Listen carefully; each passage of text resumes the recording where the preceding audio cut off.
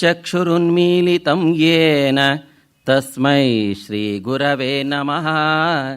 ಅಗಜಾನನ ಪದ್ಮಾರ್ಕಂ ಗಜಾನನಂ ಅಹರ್ನಿಶಂ ಅನೇಕದಂತಂ ಭಕ್ತಾನಾಂ ಏಕದಂತಂ ಉಪಾಸ್ಮಹೇ. ಶುಕ್ಲಾಂ ಬ್ರಹ್ಮವಿಚಾರಸಾರ ಪರಮಾಂ ಆದ್ಯಾಂ ಜಗದ್ವ್ಯಾಪಿನೀಂ ವೀಣಾಪುಸ್ತಕಧಾರಿಣೀಂ ಅಭಯದಾಂ ಜಾಡ್ಯಾಂಧಕಾರಾಪಹಾಂ ಹಸ್ತೆ ಸ್ಫಾಟಿಕಮಾಲಿಕಾಂ ವಿದದತೀಂ ಪದ್ಮಾಸನೆ ಸುಸ್ಥಿತಾಂ ವಂದೇ ತಾಂ ಜಗದೀಶ್ವರೀಂ ಭಗವತೀಂ ಬುದ್ಧಿಪ್ರದಾಂ ಶಾರದಾಂ. ಸದಾತ್ಮಧ್ಯಾನನಿರತಂ ವಿಷಯೇಭ್ಯಃ ಪರಾಂಗುಖಂ ನೌಮಿ ಶಾಸ್ತ್ರೇಷು ನಿಷ್ಣಾತಂ ಚಂದ್ರಶೇಖರ ಭಾರತೀಂ. ನಮಃ ಶ್ರೀ ಶಾರದಾಪೀಠ ಮಾಣಿಕ್ಯಾಯ ಮಹಾತ್ಮನೆ ಬ್ರಹ್ಮವಿದ್ಯಾ ಅದ್ವಿತೀಯಾಯ ಚಂದ್ರಶೇಖರ ಯೋಗಿನೇ. ಮೊದಲನೇದಾಗಿ ನನ್ನೆದುರು ವಿರಾಜಮಾನರಾಗಿರುವಂತಹ ನಮ್ಮ ಪರಮಪೂಜ್ಯ ಗುರುಗಳ ಪಾದಾರವಿಂದಗಳಿಗೆ ಅನೇಕ ನಮಸ್ಕಾರಗಳನ್ನು ಅರ್ಪಿಸ್ತಾ ಇದ್ದೇನೆ. ಜೊತೆಗೆ ಇಲ್ಲಿ ಸೇರಿರುವಂತಹ ಸಮಾನ ಮನಸ್ಕ ಸದ್ಭಕ್ತವೃಂದಕ್ಕೂ ಸಹ ಹೃತ್ಪೂರ್ವಕವಾದಂತಹ ನಮಸ್ಕಾರಗಳನ್ನು ಅರ್ಪಿಸ್ತಾ, ಇದೇ ತಾನೇ ಮುಗಿದಿರುವಂತಹ ದೀಪಾವಳಿಯ ಶುಭಾಶಯಗಳನ್ನು ಅರ್ಪಿಸ್ತಾ, ನಾನು ಚಂದ್ರಶೇಖರ ಭಾರತಿಗಳ ಬಗ್ಗೆ ಅವರ ಪುಸ್ತಕವನ್ನು, ಅವರ ಜೀವನ ಚರಿತ್ರೆಯನ್ನು ಓದಿದಾಗ ನನ್ನ ಮನಸ್ಸಿನಲ್ಲಿ ಆಗ್ತಾ ಇದ್ದಂತಹ ಭಾವನೆಗಳನ್ನು ನಿಮ್ಮ ಮುಂದೆ ಹಂಚಿಕೊಳ್ಳಿಕ್ಕೆ ಇಲ್ಲಿ ಕುಳಿತಿದ್ದೇನೆ. ಸದ್ಭಕ್ತರೇ, ಇವತ್ತಿನ ಉಪನ್ಯಾಸಕ್ಕೆ ನಾವು ಕೊಟ್ಟಿರುವಂಥ ಹೆಡ್ಡಿಂಗು ಶಾರದಾ ಪೀಠದ ಮಾಣಿಕ್ಯ ಅಂತ. ಹಾಗಂದ ಮಾತ್ರಕ್ಕೆ ಈ ವಿಚಾರದ ಬಗ್ಗೆ ಬಹಳ ಅತ್ಯದ್ಭುತವಾಗಿ ಬರೆದ ಎಸ್.ಕೆ. ರಾಮಚಂದ್ರರಾಯರ ಶಾರದಾ ಪೀಠದ ಮಾಣಿಕ್ಯ ಪುಸ್ತಕದ ವಿಮರ್ಶೆ ಅಲ್ಲ ನಾನು ಮಾಡಲಿಕ್ಕೆ ಹೋಗ್ತಾ ಇರೋದು. ಆ ಹೆಸರನ್ನು ಬಳಸ್ಕೊಂಡೆ ಅಷ್ಟೇ. ಆದರೆ ಅದರಲ್ಲಿ ವಿರಾಜಮಾನರಾಗಿದ್ದಂತಹ ಆ ಗುರುಗಳು ಎಂತಹ ಅದ್ಭುತ ವ್ಯಕ್ತಿತ್ವವನ್ನು ಹೊಂದಿದವರು, ಎಂತಹ ಪ್ರಭಾವಶಾಲಿಯಾದಂತಹವರು, ಆ ವಿಚಾರವನ್ನು ನಿಮ್ಮ ಜೊತೆಗೆ ಹಂಚಿಕೊಳ್ಳಿಕ್ಕಾಗಿ ನಾನಿಲ್ಲಿ ಕೂತಿದ್ದೇನೆ. ಒಂದು ವಿಶೇಷ ಅಂತಂದರೆ, ಸಾಮಾನ್ಯವಾಗಿ ನಮಗೆ ಭಗವದ್ಗೀತೆಯನ್ನು ಓದಿದರೂ ಅಷ್ಟೇ ಅಥವಾ ಬೇರೆ ಕಡೆಗೆ ಯಾವುದಾದ್ರು ಅನೇಕ ಪುಸ್ತಕಗಳನ್ನು ನೋಡಿದರೆ ಗೊತ್ತಾಗುತ್ತೆ. ಭಗವದ್ಗೀತೆಯನ್ನು ಓದಿದಾಗ 2ನೇ ಅಧ್ಯಾಯದಲ್ಲಿ ಕೃಷ್ಣ ಏನು ಅಂತಂದರೆ ಸ್ಥಿತಪ್ರಜ್ಞ ಅನ್ನುವಂಥ ಒಂದು ಶಬ್ದವನ್ನು ಬಳಸಿದಾಗ, ಮೊಟ್ಟ ಮೊದಲಿಗೆ ಭಾರತೀಯ ಸಾಹಿತ್ಯದಲ್ಲಿ ಏನು ನಮ್ಮ ಭಾರತೀಯ ಆಧ್ಯಾತ್ಮ ಸಾಹಿತ್ಯದಲ್ಲಿ ಆ ಶಬ್ದವನ್ನು ಕೃಷ್ಣ ಬಳಸಿದ್ದು.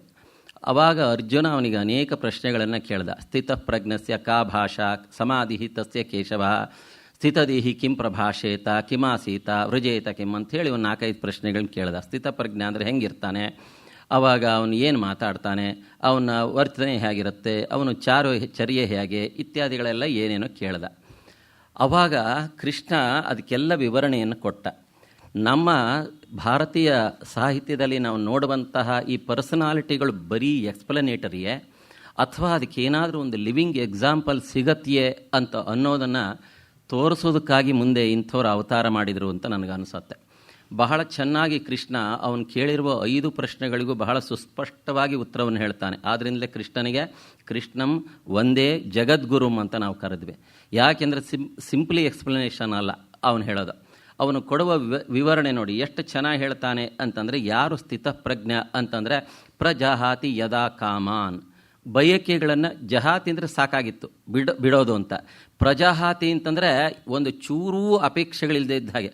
ಅಂದರೆ ಚೆನ್ನಾಗಿ ಅಂತ, ಚೆನ್ನಾಗಿ ಬಿಟ್ಟವನು, ಎಲ್ಲ ಬಯಕೆಗಳನ್ನು ಚೆನ್ನಾಗಿ ಬಿಟ್ಟವನು. ಎಂಥವನ ಸರ್ವಾನ್ ಪಾರ್ಥ ಮನೋಗತಾನ್, ಮನಸ್ಸಿನಲ್ಲಿ ಹುಟ್ಟತಕ್ಕಂತಹ ಎಲ್ಲ ಯಾವ ಆಸೆಗಳನ್ನು ಸಹ ಅವನು ಇಟ್ಕೊಳ್ಳದೇ ಇದ್ದ ಹಾಗೆ ಬಿಟ್ಟಂಥವನು. ಆತ್ಮನೇವ ಆತ್ಮನಾ ತುಷ್ಟ. ನೋಡಿ ಎಷ್ಟು ಚೆನ್ನಾಗಿ ಕೃಷ್ಣನ ವಿವರಣೆ ಅಂತಂದರೆ, ಎಲ್ಲ ಅಪೇಕ್ಷೆಗಳನ್ನು ಬಿಟ್ಟ ಮೇಲೆ ಸಂತೋಷ ಹೇಗಿರುತ್ತೆ ಅಂತ ಅಂದ್ಕೊಂಡ್ಬಿಡ್ತೀವಿ. ನಮಗೆಲ್ಲ ಯಾವಾಗ ಖುಷಿಯಾಗತ್ತೆ, ಕಂಫರ್ಟೇಬಲ್ ಆದ ಚೇರ್ ಇರಬೇಕು, ಫ್ಯಾನ್ ಇರಬೇಕು, ಲೈಟ್ ಇರಬೇಕು. ಆವಾಗ ಇವನ್ನೆಲ್ಲ ಬಿಟ್ಟು ನೀ ಸಂತೋಷವಾಗಿರು ಅಂತಂದರೆ ಹೇಗಿರ್ಲಿಕ್ಕೆ ಸಾಧ್ಯ ಅಂತ ನಮಗೆ ಸಹಜವಾಗಿ ಅನಿಸುತ್ತೆ ಅಲ್ವೇ?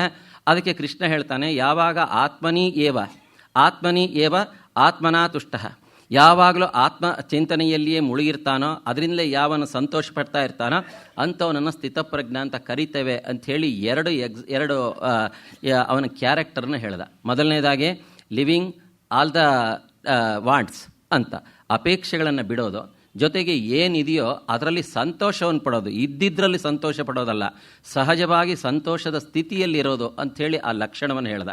ಅಷ್ಟೇ ಅಲ್ಲ, ಇವೆಲ್ಲ ನಾವು ಹೇಳ್ತೀವಿ, ಎಲ್ಲ ಬಿಡಬೇಕು ಅಂತ ನಾವು ಹೇಳ್ತೀವಪ್ಪ, ಆದರೆ ಸಹಜವಾಗಿ ಇದ್ದಾಗೆ ಬಿಡಬಹುದು. ಆದರೆ ನಾವು ಬೇಡ ಅಂದರೂ ಕಷ್ಟಗಳು ನಮಗೆ ಬಂದಾಗ ಅವಾಗ ಏನು ಮಾಡೋದು ಅನ್ನುವಂತಹ ಅರ್ಜುನನ ಪ್ರಶ್ನೆಗೆ ದುಃಖೇಶು ಅನುದ್ವಿಗ್ನ ಮನಃ, ಎಷ್ಟೇ ದುಃಖ ಆಗಲಿ ಅಂತಹ ಸಂದರ್ಭದಲ್ಲಿ ಅದಕ್ಕೆ ಉದ್ವಿಗ್ನತೆಯನ್ನು ತಾಳದೇ ಇರೋದು. ಸುಖೇಶು ವಿಗತ ಸ್ಪೃಹ, ಎಷ್ಟು ಸ್ಪಷ್ಟವಾಗಿ ವಿವರಣೆಯನ್ನು ಕೃಷ್ಣ ಕೊಡ್ತಾನೆ ಅಂತಂದರೆ, ಸುಖ ಬಂತು ಅಂತ ಹೇಳಿಗೆ ಮೈ ಮರೋ ಬಂದ್ಬಿಡುತ್ತೆ.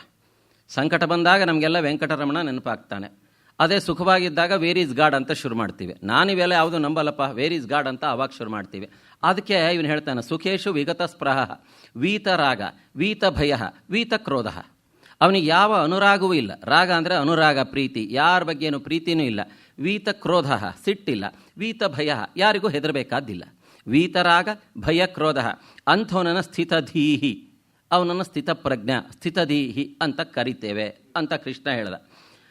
ಹಾಗಾದರೆ ಸರಿ, ಇವರು ಹೇಳೋ ಪ್ರಕಾರ ನೋಡಿದರೆ ನಮಗೆ ನೋಡಿದ್ರೆ ಗೊತ್ತಾಗುತ್ತೆ, ಅವನಿಗೆ ಯಾವ ಅಪೇಕ್ಷೆಯೂ ಇಲ್ಲ, ದುಃಖವೂ ಆಗೋದಿಲ್ಲ, ಸಂತೋಷವೂ ಆಗೋದಿಲ್ಲ, ಪ್ರೀತಿಯೂ ಇಲ್ಲ, ವಿಶ್ವಾಸ ಇಲ್ಲ ಅಂದರೆ ನಮ್ಗೆ ಅನಿಸುತ್ತೆ, ಓಹೋ ಇವನು ಯಾರೋ ಮೆಂಟಲಿ ರಿಟಾರ್ಡೆಡ್ ಅಂತ ಅನಿಸುತ್ತೆ ಅವಾಗ. ಯಾಕೆಂದರೆ ಸಂತೋಷವೇ ಆಗೋ ಹಾಗಿಲ್ಲಲ್ಲ, ಸಂತೋಷವೂ ಆಗೋ ಹಾಗಿಲ್ಲ, ಏನು ನಡೀತಾ ಇರೋದು ದುಃಖವೂ ಆಗೋ ಹಾಗಿಲ್ಲ ಅಂತಂದರೆ ಎಷ್ಟು ಸೊಗಸಾಗಿ ಕೃಷ್ಣ ಹೇಳ್ತಾನೆ ಅಂತಂದರೆ, ಹಾಗೆ ಅಂತಲ್ಲಪ್ಪ, ಅವರು ಸಂಸಾರದಲ್ಲಿ ಇನ್ವಾಲ್ವ್ ಆಗಿರ್ತಾರೆ, ಜಗತ್ತಿನಲ್ಲಿ ನಿಮ್ಮ ಹಾಗೆ ಇರ್ತಾರೆ. ಆದರೆ ಅವ್ರು ಏನು ಮಾಡ್ತಾರೆ, ಸರ್ವತ್ರ ಅನಭಿಸ್ನೇಹ, ಯಾರ ಜೊತೆಗೂ ಗೆಳೆತನವನ್ನು ಬೆಳೆಸ್ಕೊಂಡಿರೋದಿಲ್ಲ. ಹಾಗಾದರೆ ನಾವು ಬೆಳೆಸ್ಕೊಂಡಿಲ್ಲ ಅಕ್ಕಪಕ್ಕದವ್ರ ಜೊತೆಗೆ ಅಂತ ಅಂದ್ಕೊಂಡ್ರೆ, ಅದಕ್ಕೆ ಅವನು ಹೇಳುವಂತಹ ಮಾತು ಎಷ್ಟು ಚೆನ್ನಾಗಿದೆ ಅಂತೆ, ಯತ್ ಸರ್ವತ್ರ ಅನಭಿಸ್ನೇಹ ತತ್ತತ್ ಪ್ರಾಪ್ಯ ಶುಭ ಅಶುಭಂ. ಯಾವುದಾದ್ರು ಸಿಕ್ಕಲಿ, ಒಳ್ಳೆಯದಾರು ಬಂದಿರಲಿ ಕೆಟ್ಟದಾರು ಬಂದಿರಲಿ, ಯಾವುದ್ರ ಬಗ್ಗೆನೂ ಅಟ್ಯಾಚ್ಮೆಂಟ್ ತೋರಿಸೋ ಅಂಥವ್ರಲ್ಲ. ನಾಭಿನಂದಂತಿ ನ ದ್ವೇಷ್ಟಿ, ಸಿಕ್ಕಿದೆ ಅಂತ ಸಂತೋಷ ಇಲ್ಲ, ಅಥವಾ ಅವನ್ನ ಇಂಥವ್ರು ನಮಗೆ ಪರಿಚಯ ಆಯ್ತಲ್ಲ ಅಂಥೇಳಿ ಅತ್ಯಂತ ಸಂತೋಷವೂ ಇಲ್ಲ, ಯಾರ ಬಗ್ಗೆ ದ್ವೇಷವೂ ಇಲ್ಲ. ನ ದ್ವೇಷ್ಟಿ, ಯಾರ ಬಗ್ಗೆನೂ ದ್ವೇಷವೂ ಇಲ್ಲ. ಅಂಥವ್ರನ್ನು ಏನಂತ ಕರಿತೀವಿ, ಸ್ಥಿತಪ್ರಜ್ಞ ಅಂತ ಕರೆದಿದ್ದೀವಿ ಅಂತ. ಏನು ಕೃಷ್ಣ, ಈ ಥರ ಯಾರಾದರೂ ಜೀವನ ಮಾಡಲಿಕ್ಕೆ ಸಾಧ್ಯವೇ? ಇದು ಜಗತ್ತಿನಲ್ಲಿ ಇರ್ತೀವಿ, ಆದರೆ ಇದಕ್ಕೆ ಅಟ್ಯಾಚ್ಮೆಂಟ್ ಬೆಳೆಸ್ಕೋಬಾರ್ದು, ಇವನ್ನೆಲ್ಲ ಬಿಟ್ಟು ಬಿಡಬೇಕು ಅಂದರೆ ಹೇಗೆ ಸಾಧ್ಯ ಅನ್ನೋದಕ್ಕೆ ಅವನು ಕೊಡುವ ಒಂದು ಲಿವಿಂಗ್ ಎಕ್ಸಾಂಪಲ್ ನೋಡಿ ಕೃಷ್ಣ ಎಷ್ಟು ಚೆನ್ನಾಗಿ ಹೇಳ್ತಾನೆ ಅಂತಂದರೆ, ಆಮೆಯ ಅಂಗಗಳಂತೆ ಕೂರ್ಮೋಂಗ ನೀವ ಸರ್ವಾಣಿ. ಆಮೆ ನೀರಿನಲ್ಲಿ ಈಜ್ತಾ ಇರುತ್ತೆ, ತನ್ನ ಕಾಲುಗಳನ್ನ 4 ಕಾಲುಗಳನ್ನೂ ಚಾಚತ್ತೆ, ಬಾಲನೂ ಕಾಣಿಸ್ತಾ ಇರುತ್ತೆ, ಮುಖನೂ ಕಾಣಿಸ್ತಾ ಇರುತ್ತೆ ಈಜಬೇಕಾದ್ರೆ. ಆದರೆ ಏನಾರು ಅಪಾಯ ಬಂದ ತಕ್ಷಣಕ್ಕೆ ಎಲ್ಲ ಒಳಗೆ ಹೇಳ್ಕೊಂಡು ಬರೀ ಚಿಪ್ಪು ಮಾತ್ರ ಆಗತ್ತೆ. ಇವನು ಹಾಗೇನೆ ಸಂಸಾರದಲ್ಲಿ ಇದ್ದಾಗ ಎಲ್ಲ ಮಗ್ನರಾಗಿ ಬಹಳ ಸಂತೋಷದಿಂದ ಇರ್ತಾನೆ. ಆದರೆ ಇವ್ಯಾವುದೋ ಅನಗತ್ಯ ಅಂತ ಗೊತ್ತಾದಾಗ ಹೇಗೆ ಆಮೆ ತನ್ನ ಅವಯವಗಳನ್ನು ಒಳಗಡೆ ಎಳ್ಕೊಂಡು ತನ್ನ ಚಿಪ್ಪು ಮಾತ್ರ ಮೇಲೆ ಇಟ್ಕೊಂಡು ಕುತ್ಕೊಂಡಿರುತ್ತೋ ಅದೇ ರೀತಿ ಬದುಕ್ತಾನೆ ಅಂತ ಕೃಷ್ಣ ಎಕ್ಸ್ಪ್ಲನೇಷನ್ ಕೊಟ್ಟ. ಎಕ್ಸಾಂಪಲ್ ಬೇಕಾಯ್ತಲ್ಲ ನಮಗೆ. ಎಕ್ಸಾಂಪಲನ್ನು ಮುಂದೆ ನಮಗೆ ಸಿಗೋದು ಯಾರು ಅಂತಂದರೆ ಚಂದ್ರಶೇಖರ್ ಭಾರತಿಗಳು, ರಮಣ ಮಹರ್ಷಿಗಳು ಮುಂತಾದಂಥವರಿಂದ. ಇಂಥವರನ್ನು ಜೀವನ ಮುಕ್ತರು ಅಂತ ಹೇಳಿ ನಮ್ಮ ಶಾಸ್ತ್ರಗಳಲ್ಲಿ ಇವರನ್ನು ಕರೆದಿದ್ದಾರೆ. ನಮ್ಮ ಭಾರತದಲ್ಲಿ ಬೇಕಾದಷ್ಟು ಏನು ಅಂತಂದರೆ ಆಚಾರಶೀಲರು, ಸಜ್ಜನರು, ಪಂಡಿತರು, ಜ್ಞಾನಿಗಳು, ಯೋಗಿಗಳಿಗೆ ಇವರಲ್ಲಿ ಕೊರತೆ ಇಲ್ಲ, ಬೇಕಾದಷ್ಟು ಅವರ ಪರಂಪರೆಯೇ ಇದೆ. ಆದರೆ ಈ ಜೀವನ ಮುಕ್ತರು ಅಂತ ಇದ್ದಾರಲ್ಲ, ಇವರು ಮಾತ್ರ ಎಲ್ಲೋ ಅಲ್ಲೊಬ್ಬರು ಇಲ್ಲೊಬ್ಬರು ಕ್ವಚಿತ್ತಾಗಿ ನಮಗೆ ಕಾಣುತ್ತಾರೆ. ಅದಕ್ಕೆ ಸಾಮಾನ್ಯವಾಗಿ ನಾವು ಹೇಳ್ತಾ ಇರ್ತೀವಿ, ಕಾಷಾಯ ವಸ್ತ್ರಂ ಕರದಂಡಧಾರಿಣಂಗಳು ಬೇಕಾಷ್ಟು ಜನ ಸಿಗ್ತಾರೆ. ಕಾಷಾಯ ವಸ್ತ್ರವನ್ನು ಧರಿಸಿ ಕೈಯಲ್ಲಿ ಕರದಂಡಧಾರಿಗಳಾಗಿರುವಂಥವರು ಬೇಕಾಷ್ಟು ಜನ ಸಿಗ್ತಾರೆ. ಸಿಗದೇ ಇದ್ದವ್ರು ಯಾರು ಅಂತಂದರೆ ಬ್ರಹ್ಮಾನಂದಂ ಪರಮಸುಖದಂ ಆಗಿರುವಂತಹ ಗಗನ ಸದೃಶಂ ತತ್ವಮಸ್ಯಾದಿಲಕ್ಷಂ ಆಗಿ ಭಾವಾತೀತಂ ತ್ರಿಗುಣರಹಿತಂ ಆಗಿರುವಂತಹ ಸದ್ಗುರುಗಳು ಸಿಗೋದು ಭಾರಿ ಕಷ್ಟ. ಇವನ್ನೆಲ್ಲ ನಾವು ನೋಡ್ತಾ ಇದ್ದೀವಿ. ಟಿ ವಿಗಳಲ್ಲಂತೂ ಅನೇಕ ಚಾನಲ್ಗಳು ಬುಕ್ ಮಾಡ್ಕೊಂಬಿಟ್ಟಿದ್ದಾರೆ ಕಾಷಾಯ ವಸ್ತ್ರ ಕರದಂಡಧಾರಿಗಳನ್ನು. ಆದರೆ ಇಂತಹ ವ್ಯಕ್ತಿಗಳು ನಮಗೆ ಸಿಗೋದೇ ಇಲ್ವಲ್ಲ, ಇಲ್ಲೆಲ್ಲೋ ಇರು ಭಾರಿ ಅಪರೂಪ ಇಂಥವ್ರು ಸಿಗುವಂಥವ್ರು ಅಂತ. ಇಂತಹ ಗುಣಗುಳ್ಳ ಜೀವನ ಮುಕ್ತರನ್ನು ಅವಧೂತರು ಅಂತ ನಮ್ಮಲ್ಲಿ ಪರಂಪರೆಯಲ್ಲಿ ಕರಿತೇವೆ. ದತ್ತಾತ್ರೇಯರಿಂದ ಶುರುವಾಗಿರುವಂತಹ ಈ ಅವಧೂತ ಪರಂಪರೆಯಲ್ಲಿ ಭಾರತದಲ್ಲಿ ಇಲ್ಲಿಯ ತನಕ 24 ಜನ ಅವಧೂತರಾಗಿ ಹೋಗಿದ್ದಾರೆ. ಅವರಲ್ಲಿ ವಿದ್ಯಾರಣ್ಯರು ಸಹ ಒಬ್ಬರು. ಇತ್ತೀಚೆಗೆ ನಾವು ನೋಡುವಂತಹ ಅವಧೂತರು ಅಂತಂದರೆ 17ನೇ ಶತಮಾನದಿಂದ 20ನೇ ಶತಮಾನ ತನಕ ನಾವು ನೋಡೋದು ಅಂತಂದರೆ ಸದಾಶಿವ ಬ್ರಹ್ಮೇಂದ್ರರು, ರಮಣ ಮಹರ್ಷಿಗಳು ಮತ್ತು ಚಂದ್ರಶೇಖರ ಭಾರತಿಗಳು. ಇವ್ರ ಜೊತೆಗೆ ಇನ್ನೂ ಒಬ್ಬರನ್ನು ಸೇರಿಸ್ಕೊಳ್ಬಹುದು, ನಾವು ರಾಮಕೃಷ್ಣ ಪರಮಹಂಸರನ್ನು ಸೇರಿಸ್ಕೊಳ್ಬೇಕಾಗುತ್ತೆ. ಇಷ್ಟರ ಮಧ್ಯದಲ್ಲಿ ಇವರು ಇದ್ದಂಥವರು ಅಂತ ಹೇಳಿ, ಇವರಲ್ಲಿ ಶೃಂಗೇರಿಯಲ್ಲಿ ಇದ್ದಂತಹ ಈ ಅಗ್ರಗಣ್ಯರಾಗಿರುವಂತಹವರು ಅಂತಂದರೆ ಈ ಚಂದ್ರಶೇಖರ ಭಾರತಿಗಳು. ಇವರ ವಿಶೇಷವನ್ನು ಹೇಳಬೇಕು ಅಂತಂದರೆ, ಯಾಕೆ ಇವರು ನಾವು ಮೊದಲು ನೋಡಿದ್ವಲ್ಲ ಸ್ಥಿತಪ್ರಜ್ಞನ ಲಕ್ಷಣ, ಇದು ಅಷ್ಟಕ್ಕೂ ಸಹ ಇವರೊಂದು ಜ್ವಲಂತ ಉದಾಹರಣೆ ಅಂತ ಹೇಳಬಹುದು. ಕಂಪ್ಯಾರಿಸನ್ ನನ್ನ ಉದ್ದೇಶ ಅಲ್ಲ, ಅವರು ಶ್ರೇಷ್ಠವೋ ಇವರು ಶ್ರೇಷ್ಠವೋ ಅಂತ ಹೇಳೋದಲ್ಲ. ಆದರೆ ಒಂದು ಸನ್ನಿವೇಶಗಳಲ್ಲಿ ಇವರು ಯಾವ ರೀತಿ ವರ್ತನೆ ಮಾಡಿದ್ದಾರೆ ಅಂತ ಅನ್ನೋದನ್ನು ನೋಡಿದಾಗ ಇವರ ವಿಶೇಷತೆ ಏನು ಅಂತ ಗೊತ್ತಾಗತ್ತೆ. ಯಾವುದೋ ಒಬ್ಬ ಬಿಡಿ ಸನ್ಯಾಸಿಯಾಗಿರ್ತಕ್ಕಂಥವನು ಕರತಲ ಭಿಕ್ಷಾ ತರುತಲಹ ವಾಸಃ ಮಾಡ್ಕೊಂಡಿರೋ ಅಂಥವನು ನನಗೇನೂ ಅಪೇಕ್ಷೆ ಇಲ್ಲ ಅಂತ ಅನ್ನೋದಿರಲಿ, ಏನು ಆಶ್ಚರ್ಯ ಇಲ್ಲ. ಆದರೆ ಒಂದು ಏನು ಜಗದ್ಗುರುವಿನ ಪೀಠಾಧಿಪತಿ, ಏನು ಜಗದ್ಗುರು ಪೀಠಕ್ಕೆ ಅಧಿಪತಿಯಾಗಿ ದಸರಾ ದರ್ಬಾರ್ ಮಾಡಬೇಕಾದಂತಹ ಪದ್ಧತಿಗಳಿದ್ದು, ತಲೆಗೆ ಕಿರೀಟ ಇಟ್ಕೊಂಡು ಅಗಲ ಇರುವಂತಹ ವಜ್ರದ ಹಾರಗಳನ್ನು ಹಾಕ್ಕೊಳ್ಳುವಂತಹ ಸನ್ನಿವೇಶಗಳಿದ್ದಾಗಲೂ ಜರಿ ವಸ್ತ್ರಗಳನ್ನೇ ಉಡಬೇಕು, ಕಾಶಿಯ ಪೀತಾಂಬರಗಳನ್ನೇ ಅವರಿಗಾಗಿ ಸ್ಪೆಷಲ್ಲಾಗಿ ನೇಯಿಸಿ ತರುವಂತಹ ಅಂಥವುಗಳನ್ನೇ ಉಟ್ಕೊಂಡು ತಮ್ಮ ಬದುಕನ್ನು ನಡೆಸಬೇಕಾದಂತಹ ಕಾಲದಲ್ಲಿಯೋ ಇವು ಯಾವುದು ನನಗೆ ಸಂಬಂಧಪಟ್ಟಿದ್ದಲ್ಲ, ಇದು ಒಂಥರ ರಾಜಕೀಯ ಪೋಷಾಕು, ರಾಜಕೀಯ ವೇಷ ಅಂತ ಅವರೇ ಕರೀತಾ ಇದ್ರು. ಯಾಕೆ ಅಂತಂದರೆ ಆ ಮಠಕ್ಕೆ ಸರ್ವಾಧಿಕಾರಿಗಳಾಗಿದ್ದಂತಹ ಇವರು ಶ್ರೀಕಂಠ ಶಾಸ್ತ್ರಿಗಳು ಹೇಳ್ತಾ ಇದ್ರು, ಇದು ರಾಜಕೀಯ ಪೋಷಾಕು, ಇದನ್ನು ಹಾಕ್ಕೊಳ್ಳೇಬೇಕು ಜನನ ಇನ್ಫ್ಲೂಯೆನ್ಸ್ ಮಾಡೋದಕ್ಕೆ ಅಂತ. ಅವರಿಗೆ ಅದನ್ನು ಶಿಷ್ಯರು ಹೊಚ್ಚಿದ್ರೆ ಅವ್ರು ಯಾವ ರೀತಿ ಹೊಚ್ಚಲಿ ಅದರ ಬಗ್ಗೆ ಗಮನವನ್ನೇ ಕೊಡ್ತಾ ಇರಲಿಲ್ಲ. ಇದು ಅವರ ವಿಶೇಷತೆ. ಹಾಗಾಗಿ ಅವರ ಬದುಕು ಅಂತಂದರೆ ನಿಜವಾಗ್ಲೂ ಆ ಸ್ಥಿತಪ್ರಜ್ಞನ ಲಕ್ಷಣಕ್ಕೆ ತುಂಬ ಸೊಗಸಾದ ಉದಾಹರಣೆ. ಪೀಠಾಧಿಪತಿಗಳಾಗಿ ಸುಮಾರು 40 ವರ್ಷಗಳ ಕಾಲ ಅದರಲ್ಲಿ ವಿರಾಜಮಾನರಾಗಿ 19 ವರ್ಷ ಆದಮೇಲೆ ಪೀಠ ಸ್ವೀಕಾರ ಮಾಡಿ 19 ವರ್ಷ ಆದಮೇಲೆ ಅವರು ಶಿಷ್ಯ ಸ್ವೀಕಾರ ಮಾಡಿದರು. ಶಿಷ್ಯರಿಗೆ 22 ವರ್ಷ ಆಗೋ ತನಕ, ಅಂದರೆ ಶಿಷ್ಯ ಸ್ವೀಕಾರ ಮಾಡಿ 20 ವರ್ಷ ಆಗೋ ತನಕನೂ ಸಹ ಇವರು ಅದೇ ಪೀಠದಲ್ಲಿ ಮುಂದುವರೆದಿದ್ದಾರೆ. ಆ 8 ವರ್ಷದ ಅವಧಿಯಲ್ಲಿ, ಸುಮಾರು 40 ವರ್ಷದ ಅವಧಿಯಲ್ಲಿ ಚಂದ್ರಶೇಖರ ಭಾರತಿಗಳ ಮನಸ್ಸಿನಲ್ಲಿ ಒಂದೇ ಒಂದು ಅಪೇಕ್ಷೆ ಹುಟ್ಟಲಿಲ್ಲ ಅಂತನ್ನೋದು ಅವರು ಹೇಳ್ತಾರಲ್ಲ, ವೀತರಾಗ, ವೀತ ಭಯ, ವೀತ ಕ್ರೋಧ ಅನ್ನೋದಕ್ಕೆ ಎಷ್ಟು ಸೊಗಸಾದ ಉದಾಹರಣೆ. ಎಷ್ಟರ ಮಟ್ಟಿಗೆ ಅಂತಂದರೆ, ನಿಮ್ಗೆ ಏನಾದರೂ ಅಪೇಕ್ಷೆ ಇದ್ದರೆ ಹೇಳಿ, ನಡೆಸ್ತೀವಿ ಅಂತ ಹೇಳಿ ಅವರ ಶಿಷ್ಯವರ್ಗದವರು ಕೇಳಿದರೆ ಏನೇನೂ ಹುಟ್ಟಲಿಲ್ಲ ಅಂತಂದರು. ಒಂದೇ ಒಂದು ಅಪೇಕ್ಷೆ ಹುಟ್ಟಿದ್ದನ್ನು ಅವರು ಒಂದು ಸಲ ಹೇಳ್ತಾರೆ. ಹೇಳಿ ಆದಮೇಲೆ ಮತ್ತೆ ಅವ್ರು ಅಂದ್ಕೊಳ್ತಾರೆ, ಪೀಠಾಧಿಪತಿಯಾಗಿ ಸರ್ವಸಂಗ ಪರಿತ್ಯಾಗಿಯಾದಂತಹ ನನಗೆ ಇಂತಹ ಅಪೇಕ್ಷೆ ಯಾಕೆ ಹುಟ್ಟಿತು ಅಂತ ಬೇಸರ ಆಯಿತು ಅಂತಾರೆ. ಇದು ಆ ವ್ಯಕ್ತಿಯಲ್ಲಿರುವಂತಹ ವಿಶೇಷತೆ, ಆ ಗುರುಗಳಲ್ಲಿರುವಂತಹ ವಿಶೇಷತೆ.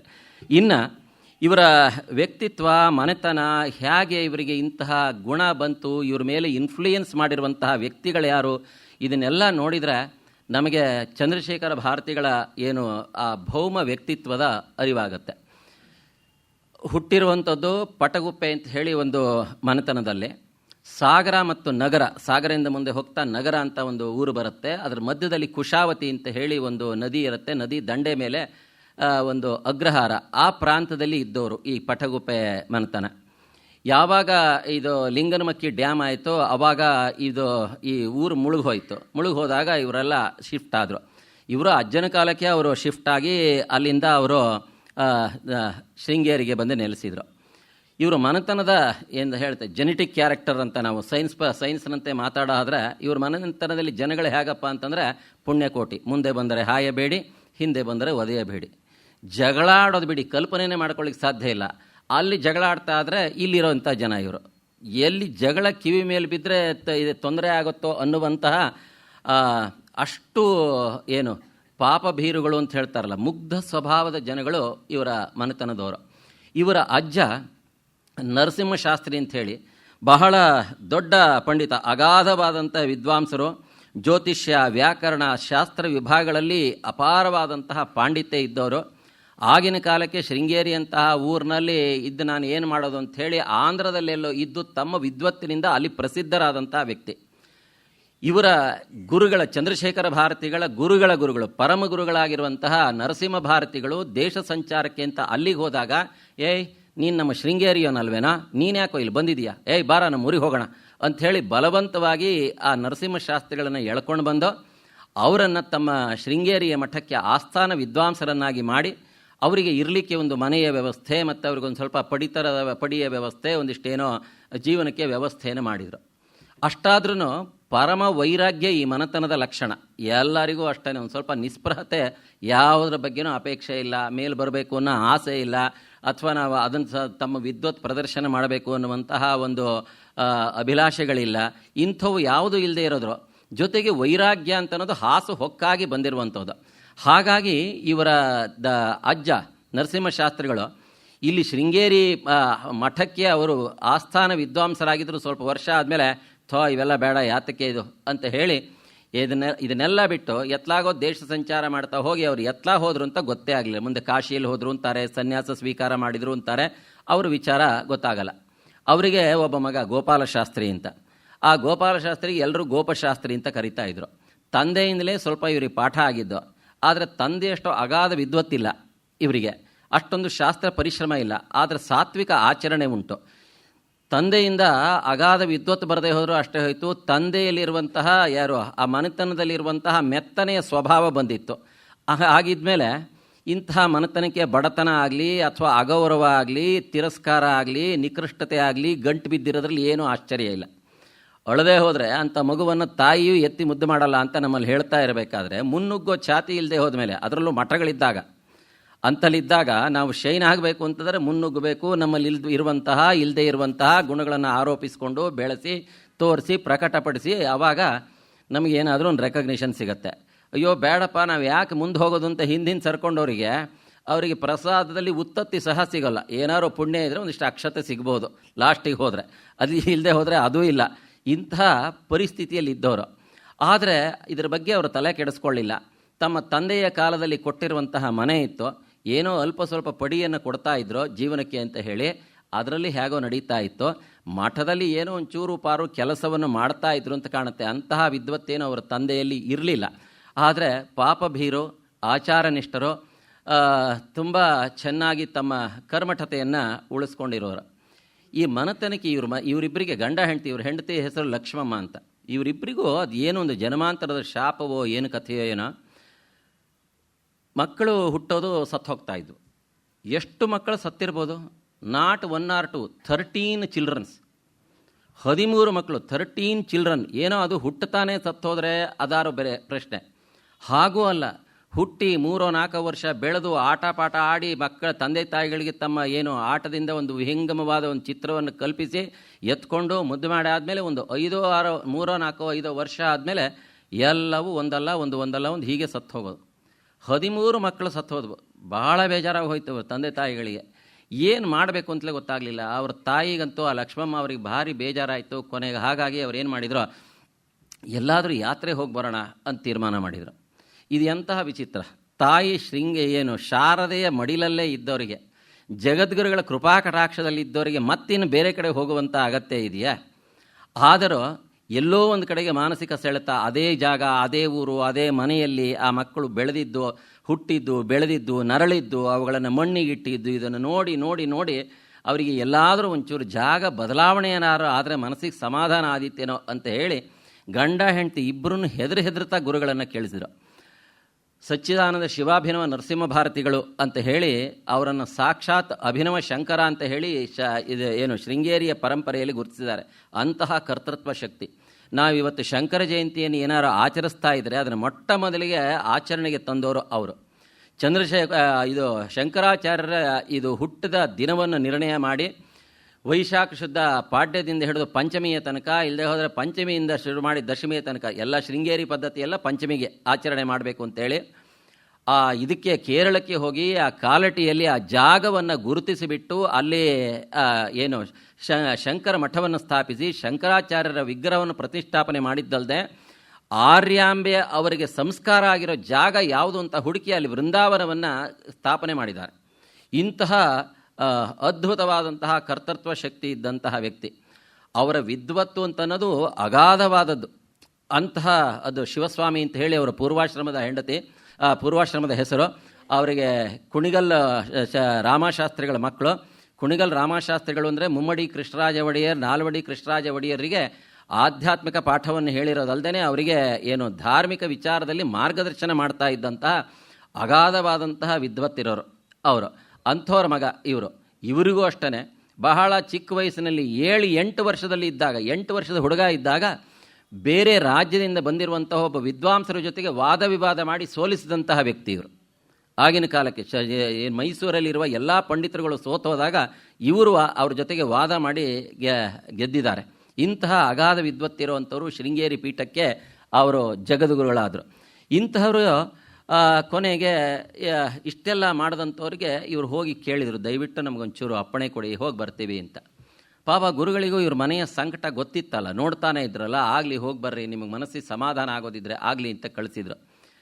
ಶೃಂಗೇರಿ ಅಂತ ಊರಿನಿಂದ ಹಿಂದಿನ ಕಾಲಕ್ಕೆ ಹೋಗಬೇಕು ಅಂತಂದರೆ ಇಷ್ಟೊಂದು ಬಸ್ಸಿನ ಸೌಕರ್ಯ ಇಲ್ಲ, ನಡ್ಕೊಂಡೇ ಅವರು ಪ್ರಯಾಣ ಮಾಡಿದ್ದು. ಶೃಂಗೇರಿಯಿಂದ ನಡ್ಕೊಂಡು ಆಗುಂಬೆಗೆ ಹೋಗಿ, ಆಗುಂಬೆಯಿಂದ ಘಟ್ಟ ಇಳಿದು ಉಡುಪಿಗೆ ಹೋಗಿ, ಉಡುಪಿಯ ಕೃಷ್ಣನ ಸಾನ್ನಿಧ್ಯದಲ್ಲಿ ಎಷ್ಟೋ ದಿನ ಇದ್ದು ಸೇವೆ ಮಾಡಿ.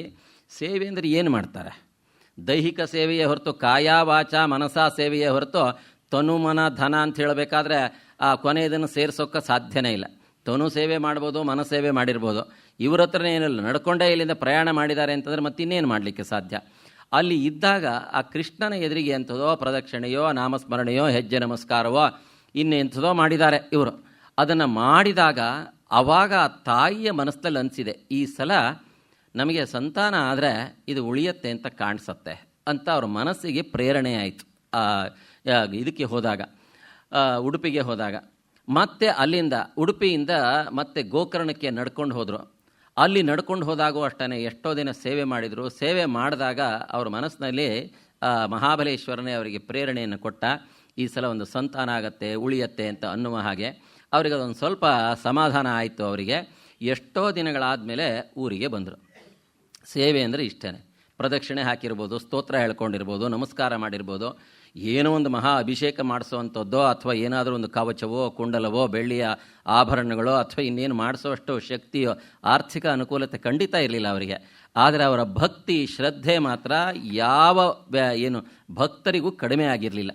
ಈ ರೀತಿ ಮಾಡಿ ಅವರು ಊರಿಗೆ ಬಂದ ಮೇಲೆ ಆಮೇಲೆ ಅವರಿಗೊಬ್ಬ ಮಗ ಹುಟ್ಟಿದ. 14ನೆಯ ಮಗನಾಗಿ ಇವರು ಹುಟ್ಟಿರೋದು 1892 ಅಕ್ಟೋಬರ್ 16ನೇ ತಾರೀಕು ಅವರ ಇದನ್ನು ಡೇಟ್ ಆಫ್ ಬರ್ತನ್ನು ಗುರುತಿಸಿದ್ದಾರೆ.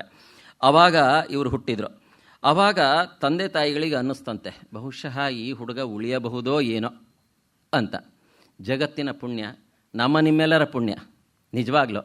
ಆ ಭಗವಂತನ ಅನುಗ್ರಹದಿಂದ, ಆ ತಾಯಿ ಸರಸ್ವತಿಯ ಕೃಪೆಯಿಂದ ಹುಟ್ಟಿರುವಂತಹ ಈ ಮಗ ದೀರ್ಘಾಯುಷಿಯಾದ, ಜ್ಞಾನಿಯಾದ, ಯೋಗಿಯಾದ. ನಾವು ನೀವು ಮಾತಾಡಿ ಅವರ ಮಾತಿನ ವಾಗ್ಝರಿಯಲ್ಲಿ ಅವರ ಜೀವನದ ಘಟನೆಗಳು ಅನ್ನುವಂತಹ ಗಂಗೆಯಲ್ಲಿ ಮುಳುಗಿ ಪಾವನರಾಗುವಂತಹ ಅವಕಾಶವನ್ನು ಮಾಡಿಕೊಟ್ಟ. ಇದು ಅವರ ವಿಶೇಷತೆ ಅಂತ ಹೇಳ್ಬೋದು. ಆಮೇಲೆ ಆ ಹುಡುಗ ಅವ್ರ ಮನೆಯಲ್ಲಿ ಇದ್ದು ಬೆಳೀತಾ ಇದ್ದಾಗ ಯಾವಾಗ 4-5 ವರ್ಷ ಆಯಿತು. ಆಮೇಲೆ ಇವ್ರಿಗೆ ಸ್ವಲ್ಪ ಸಮಾಧಾನ ಆಯಿತು. ಯಾಕೆಂದರೆ ಉಳಿದ ಮಕ್ಕಳೆಲ್ಲ ಅಷ್ಟರೊಳಗೆ ಹೋಗೇ ಬಿಡ್ತಿದ್ವಲ್ಲ. ಆಮೇಲೆ ಒಂದು 5-6 ವರ್ಷ ಆದ ತಕ್ಷಣಕ್ಕೆ ಇವರಿಗೆ ಸಮಾಧಾನ ಆಯಿತು, ಈ ಹುಡುಗ ಉಳಿಬೋದು ಅಂತ. ಅಲ್ಲಿಯ ಒಂದು ಸ್ಕೂಲಿಗೆ ಸೇರಿಸಿದ್ರು, AV ಸ್ಕೂಲ್ ಅಂತ ಹೇಳಿ, ಆಂಗ್ಲೋ ವರ್ನಾಕ್ಯುಲರ್ ಸ್ಕೂಲ್ ಅಂತ ಹೇಳಿ, ಈಗ ಪ್ರೈಮರಿ ಸ್ಕೂಲು ಮಿಡ್ಲಿ ಸ್ಕೂಲು ಅಂತ ಹೇಳ್ತೀವಲ್ಲ, ಅಲ್ಲಿಗೆ ಸೇರಿಸಿದ್ರು. 7ನೇ ಕ್ಲಾಸಲ್ಲಿ ಆ ಸೆಂಟ್ರಿಗೆ ಫಸ್ಟಾಗಿ ಪಾಸಾದಂತಹ ವ್ಯಕ್ತಿ ಇವರು. ಆವಾಗಿನ ಕಾಲದಲ್ಲಿ ಬಹಳ ಪ್ರತಿಭಾಶಾಲಿ ಆದವರು. ತಂದೆ ತಾಯಿಗಳಿಗಂತೂ ಬಹಳ ಇಷ್ಟ ಆಯಿತು. ಈಗಿನ ಕಾಲದಲ್ಲಿ ಹೇಗೆ ನಾವು ಇಂಗ್ಲೀಷಿಂದಲೇ ಮೋಕ್ಷ ಅಂತ ತಿಳ್ಕೊಂಡಿದ್ದೀವೋ ಅವಾಗೂ ಅದೇ ರೀತಿ ತಿಳ್ಕೊಂಡಿದ್ರು.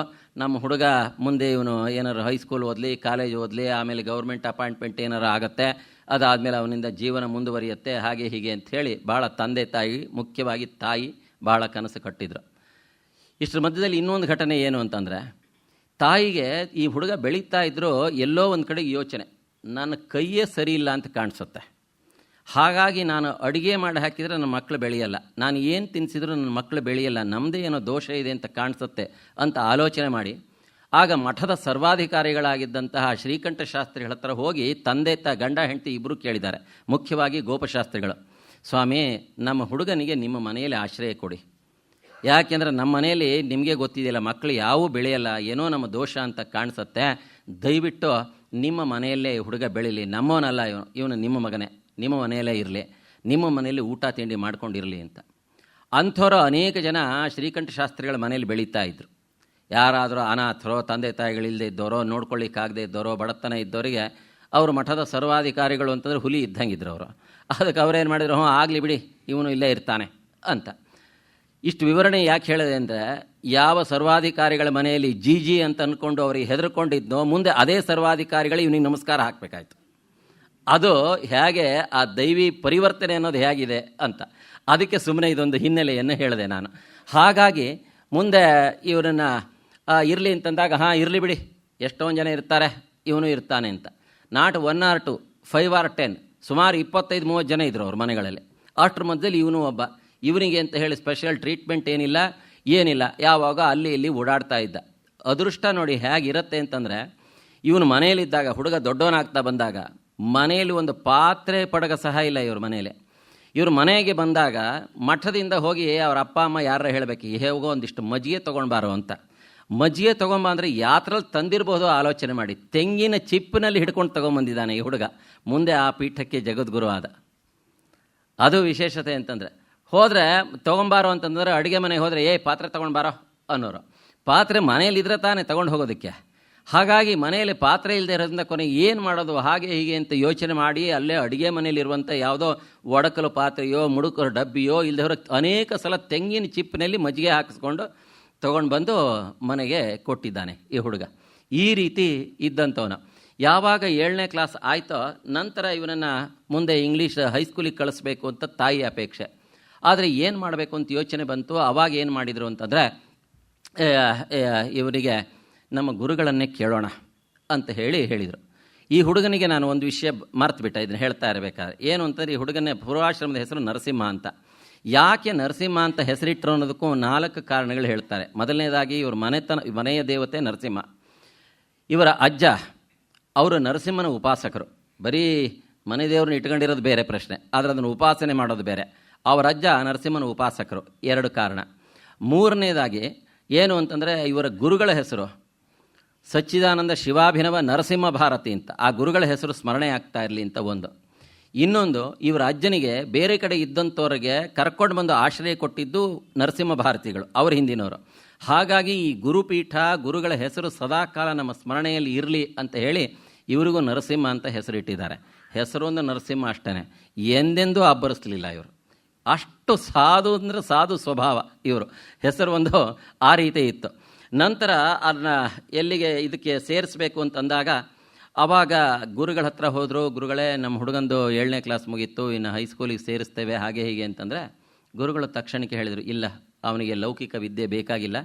ನಮ್ಮ ಮಠದಿಂದಲೇ ನಡೆಸ್ತಾ ಇರುವಂತಹ ಒಂದು ಪಾಠಶಾಲೆ ಇದೆಯಲ್ಲ, ಯಾವುದು ಅಂತಂದರೆ ಸದ್ವಿದ್ಯಾ ಸಂಜೀವಿನಿ ಅಂತ ಪಾಠಶಾಲೆ ಇದೆ. ಇಲ್ಲಿ ಇವುಗಳನ್ನೆಲ್ಲ ಹೇಳ್ಕೊಡ್ತಾ ಇದ್ದೀವಿ. ಪೂರ್ವ ಪ್ರಯೋಗಗಳು, ಪೂರ್ವ ಮೀಮಾಂಸೆ, ತರ್ಕ, ವ್ಯಾಕರಣ, ನ್ಯಾಯ ಇತ್ಯಾದಿಗಳು ಹೇಳ್ಕೊಡ್ತಾ ಇದ್ದೀವಿ, ಇದಕ್ಕೆ ಸೇರಲಿ ಅಂದ್ಬಿಟ್ರು. ತಂದೆಯಂತೂ ಪ್ರತಿಭಟಿಸೋ ಶಕ್ತಿ ಅವ್ರಿಗಿರಲಿಲ್ಲ. ಸರಿ ಆಗಲಿ ಹ್ಞೂ ಅಂತ ಹೇಳಿ ಒಪ್ಕೊಂಡು ಬಂದರು. ತಾಯಿಗೆ ಬಹಳ ಬೇಜಾರಾಯಿತು. ಅಯ್ಯೋ, ನಮ್ಮ ಹುಡುಗ ವಿದ್ಯಾಭ್ಯಾಸ ಅಡ್ಡದಾರಿ ಹಿಡಿದೋಯ್ತು ಅಂತ ಅವರಿಗೆ. ಏನೋ ಇಂಗ್ಲೀಷ್ ಓದಿ ಪಾಪ ಅವನೇನೋ ಒಳ್ಳೆಯ ಉದ್ಯೋಗ ಮಾಡ್ತಾ ಇದ್ದ ಅಂತ ಅಂದ್ಕೊಂಡಿದ್ವಿ, ಹೀಗಾಯ್ತಲ್ಲ ಅಂತ. ಸರಿ, ಆ ಗುರುಗಳ ಕೃಪಾಶ್ರಯದಲ್ಲೇ ಬೆಳೆದಿರೋವಂಥವ್ರು, ಆ ಮಠದ ಆಶ್ರಯದಲ್ಲೇ ಇರೋರಿಗೆ ವಾಯ್ಸು ಇರಲಿಲ್ಲ, ಧ್ವನಿಯೂ ಇರಲಿಲ್ಲ. ಸರಿ ಹಾಗೆ ಅಂತ ಒಪ್ಕೊಂಡ್ರು. ಅಲ್ಲಿ ಸುಮಾರು 2-3 ವರ್ಷಗಳ ಕಾಲ 3 ವರ್ಷ ಶೃಂಗೇರಿ ಪಾಠಶಾಲೆಯಲ್ಲಿ ಅಧ್ಯಯನ ಮಾಡಿದ. ಅಂದರೆ ನಾವು ಈಗೇನು ಹೈಸ್ಕೂಲ್ ಅಂತ ಹೇಳ್ತೀವಿ, ಆ 3 ವರ್ಷದ ಅಧ್ಯಯನ ಅಲ್ಲಾಯಿತು. ಅಲ್ಲಿಯ ವಿದ್ಯಾಭ್ಯಾಸ ಮುಗೀತು. ಮುಂದೇನಾಯಿತು ಅಂತಂದರೆ, ಬೆಂಗಳೂರಿನಲ್ಲಿ ಪ್ರೌಢ ವಿದ್ಯಾವರ್ಧಿನಿ ಅಂತ ಪಾಠಶಾಲಾ ಅಂಥೇಳಿ ಹೈಯರ್ ಎಜುಕೇಷನಿಗೆ ಅಂಥೇಳಿ ಇಲ್ಲಿ ಶೃಂಗೇರಿ ಮಠದಿಂದಲೇ ಇಲ್ಲೊಂದು ಸ್ಕೂಲ್ ಮಾಡಿದರು. ಅಂದರೆ ಈ ಆಧ್ಯಾತ್ಮಿಕ ವಿದ್ಯೆಯನ್ನು ಹೇಳ್ಕೊಡೋದಕ್ಕೆ ಅಂತ. ನೋಡಿ, ವಿಶೇಷತೆ ಏನು ಅಂತಂದರೆ, ಮಠದ ಸ್ವಾಮಿಗಳು ಇಂತಹ ಇನ್ಸ್ಟಿಟ್ಯೂಷನ್ ಮಾಡಿದರೆ ಅದಕ್ಕೆ ಸ್ಟೂಡೆಂಟ್ಸ್ದೇ ಪ್ರಾಬ್ಲಮ್. ಆವಾಗಿನ ಕಾಲಕ್ಕೆ 10 ರೂಪಾಯಿ ಸ್ಕಾಲರ್ಶಿಪ್ ಕೊಡ್ತಾಯಿದ್ರು ಎಲ್ಲ ಸ್ಟೂಡೆಂಟಿಗೂ. 10 ರೂಪಾಯಿ ಸ್ಕಾಲರ್ಶಿಪ್ ಯಾವುದು ನಾನು ಹೇಳ್ತಾ ಇರೋದು 1890ನೇ ಇಸ್ವಿ ಅಥವಾ 1900ನೇ ಇಸ್ವಿ ಅಂತ ಇಟ್ಕೊಳ್ಳಿ. ಈಗ 118 ವರ್ಷದ ಕೆಳಗೆ 10 ರೂಪಾಯಿ ಅಂದರೆ ತಿಂಗಳಿಗೆ ಏನು ಕಡಿಮೆ ಅಲ್ಲ, ಮಠಕ್ಕೂ ಅತಿ ದೊಡ್ಡ ಖರ್ಚೆ ಅದು. ಆದರೆ ಪ್ರತಿ ವಿದ್ಯಾರ್ಥಿಗಳಿಗೂ ಇರಲಿಕ್ಕೆ ಫ್ರೀ ಬೋರ್ಡಿಂಗು, ಲಾಡ್ಜಿಂಗ್ ವ್ಯವಸ್ಥೆಯನ್ನು ಮಾಡಿದ್ದಲ್ಲದೆ ಸ್ಕಾಲರ್ಶಿಪ್ ಕೊಡ್ತಾಯಿದ್ರೆ 50 ಜನಕ್ಕೆ ವ್ಯವಸ್ಥೆಯನ್ನು ಮಾಡಿದರೆ 5 ಜನವೂ ಬರಲಿಲ್ಲ. ಆಶ್ಚರ್ಯ ಅಂದರೆ ಮಠದ ಪಂಡಿತರುಗಳು ಆಚಾರ್ಯರ ಮಕ್ಕಳುಗಳನ್ನೇ ಸೇರಿಸಲಿಲ್ಲ ಅಂತ ಅನ್ಬೇಕಾದ್ರೆ, ಅವಾಗಿನ ಕಾಲಕ್ಕೆ ಈ ವೇದ ವಿದ್ಯೆಯ ಬಗ್ಗೆ ಇನ್ನು ಎಂಥ ಒಂದು ಅವಜ್ಞೆ ಇತ್ತು ಅಂತ ಯೋಚನೆ ಮಾಡೋಣ. ಎಲ್ಲರಿಗೂ ಮಠ ಬೇಕು ತೀರ್ಥ ಪ್ರಸಾದಕ್ಕೆ, ಅದರ ಪ್ರಭಾವ ಬೇಕಾಗಿಲ್ಲ ನಮಗೆ, ಅದರ ವಿದ್ಯೆಯ ಪ್ರಭಾವ ನಮಗೆ ಬೇಕಾಗಿಲ್ಲ. ಹಾಗಾಗಿ ಅವರೇನು ಮಾಡಿದರು, ಇನ್ಸ್ಟಿಟ್ಯೂಷನ್ ಮಾಡಾಗಿದೆ, ಪಂಡಿತರುಗಳನ್ನೆಲ್ಲ ನೇಮಿಸಿ ಆಗಿದೆ, ಆದರೆ ಪಾಠ ಕೇಳೋದಕ್ಕೆ ವಿದ್ಯಾರ್ಥಿಗಳೇ ಇಲ್ವಲ್ಲ ಅಂತ ಯೋಚನೆ ಮಾಡಿದಾಗ ಆವಾಗ ಇವ್ರ ವಿಚಾರನೂ ಬಂತು. ಈ ಹುಡುಗ ಓದಿದ್ದಾನೆ, ಹಾಗಾದರೆ ಇವನನ್ನು ಬೆಂಗಳೂರಿಗೆ ಕಳಿಸೋಣ ಅಂತಾಯಿತು. ಬೆಂಗಳೂರಿಗೆ ಕಳಿಸೋಣ ಅಂತ ಕ್ಷಣಕ್ಕೆ ತಂದೆ ತಾಯಿ ಎದೆ ಹೊಡ್ಕೊಂಡ್ಬಿಟ್ರು. ಮೊದಲೇ 13 ಮಕ್ಕಳನ್ನ ಕಳ್ಕೊಂಡಿದ್ದೀವಿ, ಈ ಹುಡುಗ 14ನೇನೋ, ಇವನೇನೋ ಕಣ್ಣೆದುರಿಗೆ ಇರ್ತಾನೆ ಅಂದರೆ ಇದು ನಾವು ಶೃಂಗೇರಿಯಲ್ಲಿರೋರಿಗೆ ಆವಾಗ ಈಗ 119 ವರ್ಷಗಳ ಕೆಳಗೆ ಬೆಂಗಳೂರು ಅಂತಂದರೆ ಅದು ಯಾವುದೋ ಕಾಣದೇ ಇರುವಂತಹ ನೋಡದೇ ಇರುವಂಥ ದೇಶ, ರಾಜ್ಯ ಅಲ್ಲ, ಊರಲ್ಲ, ಯಾವುದೋ ನೋಡದೇ ಇರುವಂಥ ದೇಶ. ಅಲ್ಲಿ ಹುಡುಗನ ಕಳಿಸಿ ಬಿಡೋದು ಹೆಂಗೆ ಏನು ಅಂತ. ಹಾಗಾಗಿ ಏನು ಅಂತ ಯೋಚನೆ ಮಾಡ್ತಾ ಇದ್ದಾಗ ಸ್ವಾಮಿಗಳಿಗೆ ಈ ವಿಚಾರ ಗೊತ್ತಾಯಿತು. ಅವರ ಕರೆಸಿಬಿಟ್ಟು ಗೋಪಶಾಸ್ತ್ರಿಯನ್ನು ಕರೆಸಿ, ನಿಮ್ಮ ಹುಡುಗನನ್ನು ಬೆಂಗಳೂರಿಗೆ ಕಳಿಸ್ತಾ ಇದ್ದೀವಿ, ಅಲ್ಲಿ ಹೋಗಿ ವಿದ್ಯಾಭ್ಯಾಸ ಮಾಡಲಿ. ಅಲ್ಲ ಗುರುಗಳೇ, ವಿದ್ಯಾಭ್ಯಾಸ ಸರಿ, ಆದರೆ ನಮಗೆ ಸಮಸ್ಯೆ. ಏನು ಸಮಸ್ಯೆ? ನಿಮಗೆ ಗೊತ್ತಿದೆ, 13 ಜನ ಮಕ್ಕಳನ್ನು ಕಳ್ಕೊಂಡಿದ್ದೀವಿ, ಇವನೊಬ್ಬ ಹುಡುಗ, ಇವನ್ನ ಬಿಟ್ಟಿರೋದು ಹೇಗೆ? ಯಾಕೆ ಬಿಟ್ಟಿರಬೇಕು? ನೀವು ನಡೀರಿ ಅವನ ಜೊತೆಗೆ ಬೆಂಗಳೂರಿಗೆ ಅಂದರು. ನೀವು ನಡೀರಿ, ನಿಮಗೇನು ಬೇಕಪ್ಪ, ಅಲ್ಲಿ ಇರಲಿಕ್ಕೆ ಒಂದು ಮನೆ ಬೇಕಲ್ವಾ, ಕೊಡೋಣಲ್ಲ, ನಮ್ಮದೇ ಮಠದ್ದೇ ಮನೆಗಳಿದ್ದಾವೆ, ಮಠದ ಮನೆ ಕೊಡೋಣ, ಊಟ ತಿಂಡಿ ವ್ಯವಸ್ಥೆಗಳಾಗತ್ತೆ, ಸ್ಕಾಲರ್ಶಿಪ್ ಅವರಿಗೂ ಕೊಡ್ತೀವಿ, ನಿಮಗೂ ಕೊಟ್ಟರಾಯ್ತಲ್ಲ, ಊಟ ತಿಂಡಿ ವ್ಯವಸ್ಥೆ ಮಾಡಿದ್ರಾಯ್ತಲ್ಲ, ನಿಮಗೇನು ಅಂತ. ಎಲ್ಲರೂ ಕೇಳೋದೇ ತಾನೆ, ಕರತಲ ಭಿಕ್ಷಾ ತರುತಲ ವಾಸ, ಯಾವ ಮಠ ಆದ್ರೇನು ನಿದ್ದೆ ಬಂದ್ರಾತು ಅಂತೀವಿ ನಾವೆಲ್ಲ. ಹಾಗಾಗಿ ಆಗಬಹುದು ಅಂತಂದರು. ತಂದೆ ತಾಯಿಗಳು ಇಲ್ಲೇ ಬಂದರು. ಇಲ್ಲೇ ಬಂದಾಗ ಒಂದು 2 ವರ್ಷಗಳ ಕಾಲ ಈ ಹುಡುಗನ ವಿದ್ಯಾಭ್ಯಾಸ ಆಯಿತು. ಆ ಸ್ವಾಮಿಗಳು ಎಲ್ಲ ಕಡೆಗೂ ದೇಶ ಸಂಚಾರವನ್ನು ಮಾಡಿ, ಆಮೇಲೆ ಅವರು ಸಾಕಷ್ಟು ಪ್ರಸಿದ್ಧಿಯನ್ನು, ಮಠವನ್ನು ಬೆಳೆಸಿ, ಅದಾದಮೇಲೆ ಬೆಂಗಳೂರಿಗೆ ಬಂದು, ಬೆಂಗಳೂರಿನಿಂದ ಅಲ್ಲಿ ನಂದಿ ಬೆಟ್ಟದಲ್ಲಿ ಒಂದು ಸ್ವಲ್ಪ ದಿನ ರೆಸ್ಟ್ ತೊಗೊಂಡ್ರು. ಅವಾಗೇನಾಯಿತು, ಅವರಿಗೆ ಹೆಲ್ತ್ ಅಪ್ಸೆಟ್ ಆಗಿಬಿಡ್ತು ಸಚ್ಚಿದಾನಂದ ಶಿವಾಭಿನವ ನರಸಿಂಹ ಭಾರತಿಗಳಿಗೆ. ಹಾಗಾಗಿ ಅವರು ಶೃಂಗೇರಿಗೆ ವಾಪಸ್ ಬಂದರು. ಬಂದಾಗ ಏನಾಯಿತು, ಶಿಷ್ಯ ಸ್ವೀಕಾರ ಮಾಡಬೇಕು ಅಂತ ತೀರ್ಮಾನ ಮಾಡಿದರು. ಆವಾಗ ಅವ್ರ ಮನಸ್ಸಿನಲ್ಲಿ ಬಂದಿರೋ ಹುಡುಗ ಇವನೇನೆ. ಈ ಹುಡುಗನಿಗೆ ಸನ್ಯಾಸವನ್ನು ಕೊಡಬೇಕು ಅಂತ. ಅವನು ಬೆಂಗಳೂರಿಗೆ ಓದಲಿಕ್ಕೆ ಅಂತ ಹೋಗಬೇಕಾದ್ರೆ 3 ಜನ ವಿದ್ಯಾರ್ಥಿಗಳನ್ನು ಒಂದು ಸಲ ಕರೆದು ಮಾತಾಡಬೇಕಾದ್ರೆ ಅವರೊಂದು ಅಡ್ರೆಸ್ ಮಾಡಿ ಅವನಿಗೆ 3 ಶ್ಲೋಕಗಳನ್ನು ಹೇಳಿದ್ದಾರೆ. ಅಪ್ಪ, ಸಂಸಾರ ನಾಮಕವಾದಂತಹ ಈ ಜಗತ್ತನ್ನು ಬಿಡು, ಆಧ್ಯಾತ್ಮಿಕದ ಕಡೆಗೆ ತಿರುಗು, ಈ ಏನು ಶಿಖೆಯನ್ನು, ಜನಿವಾರವನ್ನು ಬಿಟ್ಟು ಭಗವತ್ ಚಿಂತನೆಯನ್ನು ಮಾಡು, ಆತ್ಮಚಿಂತನೆಯನ್ನು ಮಾಡು, ಅದು ನಿನಗೆ ಮೋಕ್ಷಕ್ಕೆ ಅನುಕೂಲ ಅಂತ. 3 ಜನ ಇರಬೇಕಾದ್ರೆ ಇವನಿಗೆ ಹೇಳಿದ್ದು ಅಂತ ಹೇಗೆ ಅಪ್ಲೈ ಮಾಡ್ಕೊಳ್ಳೋದು? ಇದನ್ನು 3 ಜನ ವಿದ್ಯಾರ್ಥಿಗಳಿದ್ದಾಗ ಅವ್ರು ಹೇಳಿರೋದು ಅಂತಂದ್ರೆ ಇವರಿಗೆ ಹೇಗೆ ಅಪ್ಲೈ ಮಾಡಿದ್ದು ಅಂತಂದರೆ, ಇಂಟೆನ್ಷನಲಿ ಇವನಿಗೇ ಹೇಳಿದ್ದು ಅಂತ ಮುಂದೆ ಇವ್ರ ಬಗ್ಗೆ ಪುಸ್ತಕವನ್ನು ಬರೆದಿರುವಂಥವ್ರು ಎಲ್ಲರೂ ಹೇಳಿದ್ದಾರೆ. ಮುಂದೆ ಅದನ್ನು ಅವರು ಚರ್ಚೆ ಮಾಡಿರುವಂತಹ ಪಂಡಿತರು ಸಹ ಹೇಳಿದ್ದಾರೆ. ಯಾಕೆಂದರೆ ಇವ್ರ ಜೊತೆಗಿರೋರಲ್ಲಿ 3 ಜನರಲ್ಲಿ 2 ಗೃಹಸ್ಥರಾದರು, ಇವರೊಬ್ಬರೇ ಸನ್ಯಾಸಿಗಳಾಗಿದ್ದು. ಹಾಗಾಗಿ ಇದನ್ನು ಮನನ ಮಾಡಿದರು, ಬೇರೆಯವರೆಲ್ಲ ಕೇಳಿಬಿಟ್ರು. ಈ ಕಿವಿಯಲ್ಲಿ ಕೇಳಿ ಈ ಕಿವಿಯಲ್ಲಿ ಬಿಟ್ಟರು. ಏನೋ ಗುರುಗಳು ಹೇಳ್ತಾರೆ, ಎಲ್ಲವೂ ಗ್ರಾಹ್ಯ ಏನಲ್ವಲ್ಲ ಅಂತ ಬಿಟ್ಟಿರೋ ಅಂತ ಕಾಣಿಸುತ್ತೆ. ಅದನ್ನು ಗ್ರಾಹ್ಯ ಅಂತ ಸ್ವೀಕಾರ ಮಾಡಿ ಅದನ್ನು ಅನುಭವಕ್ಕೆ ತಂದುಕೊಂಡು ಆಳಕ್ಕೆ ಇಳಿಸ್ಕೊಂಡವರು ಅಂತಂದರೆ ಈ ನರಸಿಂಹ ಮಾತ್ರ. ಹಾಗಾಗಿ ಇವರು ಅದನ್ನೇ ಚಿಂತನೆಯನ್ನು ಮಾಡಿದ. ಕೊನೆಗೆ ಅದು ಆದಮೇಲೆ ಅವರು ಶಿಷ್ಯ ಸ್ವೀಕಾರ ಮಾಡಬೇಕು ಅಂತ ತೀರ್ಮಾನ ಮಾಡಿದಾಗ 1912ನೇ ಇಸ್ವಿಯಲ್ಲಿ ಮಾರ್ಚ್ ತಿಂಗಳಲ್ಲಿ ಅವರಿಗೆ ಅನಾರೋಗ್ಯ ಆಗಿ ಇನ್ನೇನು ಬದುಕೋದೇ ಇಲ್ಲ ಅಂತಾಗಿ ಕಫ ಕೆಮ್ಮು ಎಲ್ಲ ಜಾಸ್ತಿ ಆಗಿಬಿಡ್ತು. ಇನ್ನು ದೇಹತ್ಯಾಗ ಮಾಡಬೇಕು ಅನ್ನೋ ಪ್ರಸಂಗ ಬಂದಾಗ ಇವರು ಎಷ್ಟು ವ್ಯವಹಾರಶೀಲರು ಅಂತಂದರೆ, ಇವರು ಶಿವಾಭಿನವ ನರಸಿಂಹ ಭಾರತಿಗಳು ಮೊದಲನೇ ಈ ವಿಚಾರವನ್ನು ತಮ್ಮ ಕಸಿನ್ ಅಂತ ಹೇಳ್ತಾರಲ್ಲ, ತಮ್ಮ ಅತ್ಯಂತ ಹತ್ತಿರದ ನೆಂಟರು, ಯಾರು ಕುಣಿಗಲ್ ರಾಮಶಾಸ್ತ್ರಿಗಳು ಅಂಥೇಳಿ ನಾಲ್ವಡಿ ಕೃಷ್ಣರಾಜ ಒಡೆಯರಿಗೆ, ಅವರು ಮುಮ್ಮಡಿ ಕೃಷ್ಣರಾಜ ಒಡೆಯರಿಗೆ ಅವರು ಇದು ಆಗಿದ್ದರು, ಅವರು ಏನು ಧಾರ್ಮಿಕ ಸಲಹೆಗಾರರು ಆಗಿದ್ದರು. ಅವರಿಗೆ ವಿಷಯವನ್ನು ತಿಳಿಸಿದರು. ತಿಳಿಸಿದಾಗ ಅವರು ಈ ಹುಡುಗನ ನೋಡಿದ್ದಾರೆ. ನೋಡಿ ಅವ್ರಿಗೆ ಇಷ್ಟ ಆಗಲಿಲ್ಲ. ಯಾಕೆ ಅಂತಂದರೆ, ಈ ಸಚ್ಚಿದಾನಂದ ಶಿವಾಭಿನವ ನರಸಿಂಹ ಭಾರತಿಗಳು ಹೆಂಗಿದ್ರು ಅಂತಂದರೆ ಬಹಳ ಜೋರಿದ್ರು. ನೋಡಲಿಕ್ಕೂ ಅಷ್ಟೇ ದಷ್ಟಪುಷ್ಟವಾದ ಆಕಾರ. ಅವರು ಸಿಂಹಾಸನದ ಮೇಲೆ ಕುತ್ಕೊಂಡಿದ್ರೆ ಇದು ಬಟ್ಟೆ ಒಂದು ಕಾವಿ ಅನ್ನೋದು ಬಿಟ್ಟರೆ ಭಾರತದ ಯಾವ ರಾಜರಿಗೂ ಕಡಿಮೆ ಇರಲಿಲ್ಲ. ಅದೇ ಗತ್ತು, ಕಿರೀಟ ಅವೆಲ್ಲ ಹಾಕ್ಕೊಳ್ತಾ ಇದ್ದಂತಹ ರೀತಿ ನೀತಿಗಳು, ಜೊತೆಗೆ ಧಾರ್ಮಿಕ ಪೀಠಕ್ಕೆ ಅಧಿಪತಿಗಳಾಗಿದ್ದರಿಂದ, ಜಗದ್ಗುರು ಪೀಠ ಆಗಿದ್ದರಿಂದ ಅದೇ ಥರ ಒಂದು ಗತ್ತಿತ್ತು. ಎಲ್ಲರೂ ಸಹ ಅವರಿಗೆ ಬಹಳ ಗೌರವವನ್ನು ಕೊಡ್ತಾ ಇದ್ದರು. ಆಮೇಲೆ ಅವ್ರ ಮೈಬಣ್ಣವೂ ಹಾಗೇನೆ, ಏನು ಒಳ್ಳೆ ಚಿನ್ನದ ಮೈಬಣ್ಣ, ಲಿಂಬೆಹಣ್ಣಿನಂಥ ಮೈಬಣ್ಣ ಅಂತ ವರ್ಣನೆ ಮಾಡಿದ್ದಾರೆ. ಪಳ ಪಳ ಪಳ ಪಳ ಹೊಳೆಯೋಂಗಿದ್ರು, ಮುಖದ ತೇಜಸ್ಸು ಅವರೆಲ್ಲ ಅವೆಲ್ಲ ಇತ್ತು. ಅವ್ರ ಮುಂದೆ ಈ 18-20 ವರ್ಷದ ಈ ಹುಡುಗ ಎಳೆಯದು, ಪೀಚು, ಇದು ತೆಳ್ಳಗಿದ್ದ, ಜೊತೆಗೆ ಆ ಗತ್ತು ಜೋರಾರು ಇರಬೇಕಲ್ಲ, ಅದಂತೂ ಇವ್ರ ಮನತನದಲ್ಲೇ ಇಲ್ಲ. ಹಾಗೆ ಜೋರು ಇಲ್ಲ, ಯಾರ ಕರೆದ್ರೆ ತಲೆ ಬಗ್ಸ್ಕೊಂಡು ನಿಂತ್ಕೊಳ್ಳುವಂಥ ಸ್ವಭಾವ, ತಲೆ ಎತ್ತುವಂಥ ಸ್ವಭಾವವೂ ಇಲ್ಲ. ಒಂದು ಚುರುಕುತನ ಅಂತ ಹೇಳ್ತೀವಲ್ಲ, ಧಾಡ್ಸಿ ಅಂತ ಹೇಳ್ತೀವಲ್ಲ ಬಯಲುಸೀಮೆ ಕಡೆಗೆ, ಆ ಥರದ್ದು ಅಂತಹ ಸ್ವಭಾವವೂ ಇಲ್ಲ. ಆಮೇಲೆ ನೋಡಿದರೆ ನೋಡಲಿಕ್ಕೂ ಅಷ್ಟೇ ಕಂದು ಬಣ್ಣ ಇವ್ರದ್ದು. ಅದನ್ನು ನೋಡಿ ಆ ರಾಮಶಾಸ್ತ್ರಿಗಳಿಗೆ ಅನ್ನಿಸ್ತಂತೆ, ಅಯ್ಯೋ ದೇವರೇ, ಈ ಗುರುಗಳು ಕೂತ್ಕೊಂಡಿರೋ ಪೀಠದ ಮೇಲೆ ಅವರು ಕೂತ್ಕೊಳ್ಳೋದೆ ಆ ಹುಡುಗನೇ ಅಂತ ಅಂದ್ಕೊಂಡ್ರೆ ನೋಡಿ, ಆ ಪೀಠದ ಮಹಾತ್ಮೆ ಹೇಗಿದೆ ಅಂತಂದರೆ, ಶೃಂಗೇರಿಯ ಶಾರದಾ ಪೀಠದ ಮಹಾತ್ಮೆ, ಮನಸ್ಸು ಮಾಡಿದರೆ ಪ್ರತಿಯೊಬ್ಬ ಗುರುಗಳಿಗೂ ಮುಂದುಗಡೆ ಕೂತ್ಕೊಂಡವ್ರು ಏನು ಯೋಚನೆ ಮಾಡ್ತಾರೆ ಅಂತ ಗೊತ್ತಾಗುತ್ತೆ. ಅದು ವಿಶೇಷತೆ. ಇವ್ರು ಬಾಯಿ ಬಿಟ್ಟು ಆಡಿದ್ದಲ್ಲ, ಈ ರೀತಿ ಆಲೋಚನೆ ಮಾಡಿದರೆ ತಕ್ಷಣಕ್ಕೆ ಶಿವಾಭಿನವ ನರಸಿಂಹ ಭಾರತಿಗಳು ಹೇಳಿದರು, ಶಾಸ್ತ್ರಿಗಳೇ, ವಿದ್ವತ್ತು ಅನ್ನೋದು ದೇಹದ ಬಣ್ಣದಲ್ಲಿದೆಯೇ ಅಂದ್ರಂತೆ. ಯೋಗ್ಯತೆ ದೇಹದ ಬಣ್ಣದಲ್ಲಿದೆಯೇ? ಆ ಹುಡುಗನನ್ನು ನಾವು ಆರಿಸಿದ್ದೀವಿ, ಇದನ್ನು ನೀವು ನಾಲ್ವಡಿ ಕೃಷ್ಣರಾಜ ಒಡೆಯರಿಗೆ ಹೇಳಬೇಕು, ಹೇಳಿಬಿಟ್ಟು ನೀವು ಅವರನ್ನು ನಮ್ಮ ಪೀಠಕ್ಕೆ ಕೊಡಿಸ್ಬೇಕು ಅಂತ ಹೇಳಿ ನಾವಿನ್ನು ಊರಿಗೆ ಹೋಗ್ತೀವಿ ಅಂತ ಹೇಳಿ ಅವರು ತಾವೇ ಬರೆದಿರುವಂಥ ಒಂದು ಪತ್ರವನ್ನು ರಾಮಶಾಸ್ತ್ರಿಗಳಿಗೆ ಕೊಟ್ಟು ಇದನ್ನು ಸ್ವಾಮಿಗಳಿಗೆ ತಲುಪಿಸಿ ಅಂತ ಹೇಳಿ ಅವರು ಇವರಿಗೆ ನಾಲ್ವಡಿ ಕೃಷ್ಣರಾಜ ಒಡೆಯರಿಗೆ ತಲುಪಿಸಿ ಅಂತ ಹೇಳಿ ಅವರು ಹೊರಟೋದ್ರು. ಇಲ್ಲಿ ಹೋದಾಗ ಯಾವಾಗ ಇದು ಸಮಸ್ಯೆ ಆಯಿತು, ಅವರಿಗೆ ಆರೋಗ್ಯ ಸಮಸ್ಯೆ ಆಗಿ ಇನ್ನೇನು ದೇಹ ತ್ಯಾಗ ಮಾಡುವಂತಹ ಸ್ಥಿತಿನೇ ಬಂದು ಹೋಯಿತು, ಆವಾಗ ಯಾರ ಮೂಲಕ ಹೇಳಿ ಕಳಿಸಿದರು, ರಾಮಶಾಸ್ತ್ರಿಗಳಿಗೆ ಹೇಳಿ ಆ ಹುಡುಗನಿಗೆ ಮಹಾರಾಜರಿಗೂ ತಿಳಿಸ್ಬಿಟ್ಟು ಆ ಹುಡುಗನನ್ನು ಇಲ್ಲಿ ಕರ್ಕೊಂಡು ಬನ್ನಿ ಅಂತ. ಆವಾಗ ಆ ಹುಡುಗ ಬೆಂಗಳೂರಿನಲ್ಲೇ ಇದ್ದ, ಜೊತೆಗೆ ನಾಲ್ವಡಿ ಕೃಷ್ಣರಾಜ ಒಡೆಯರು ಬೆಂಗಳೂರಿನಲ್ಲೇ ಇದ್ದರು. ಇವರು ವಿಚಾರವನ್ನು ಪತ್ರವನ್ನು ಕೊಟ್ಟರು, ಗುರುಗಳು ಬರೆದಿರೋದು. ಅವರು ಅದನ್ನು ಓದಿಬಿಟ್ಟು, ಆಯಿತು ಗುರುಗಳು ಒಂದು ಮಾತು ಹೇಳಿದ ಮೇಲೆ ಆಗಬಹುದು ಅಂಥೇಳಿ ಎಲ್ಲಿ ಆ ಹುಡುಗನ ನೋಡೋಣ ಅಂಥೇಳಿ ಪಾಠಶಾಲೆಯಲ್ಲಿ ಓದ್ತಾ ಇದ್ನಲ್ಲ, ಇವ್ರು ಮಹಾರಾಜರೇ ನೇರವಾಗಿ ಅಲ್ಲಿ ಬಂದರು.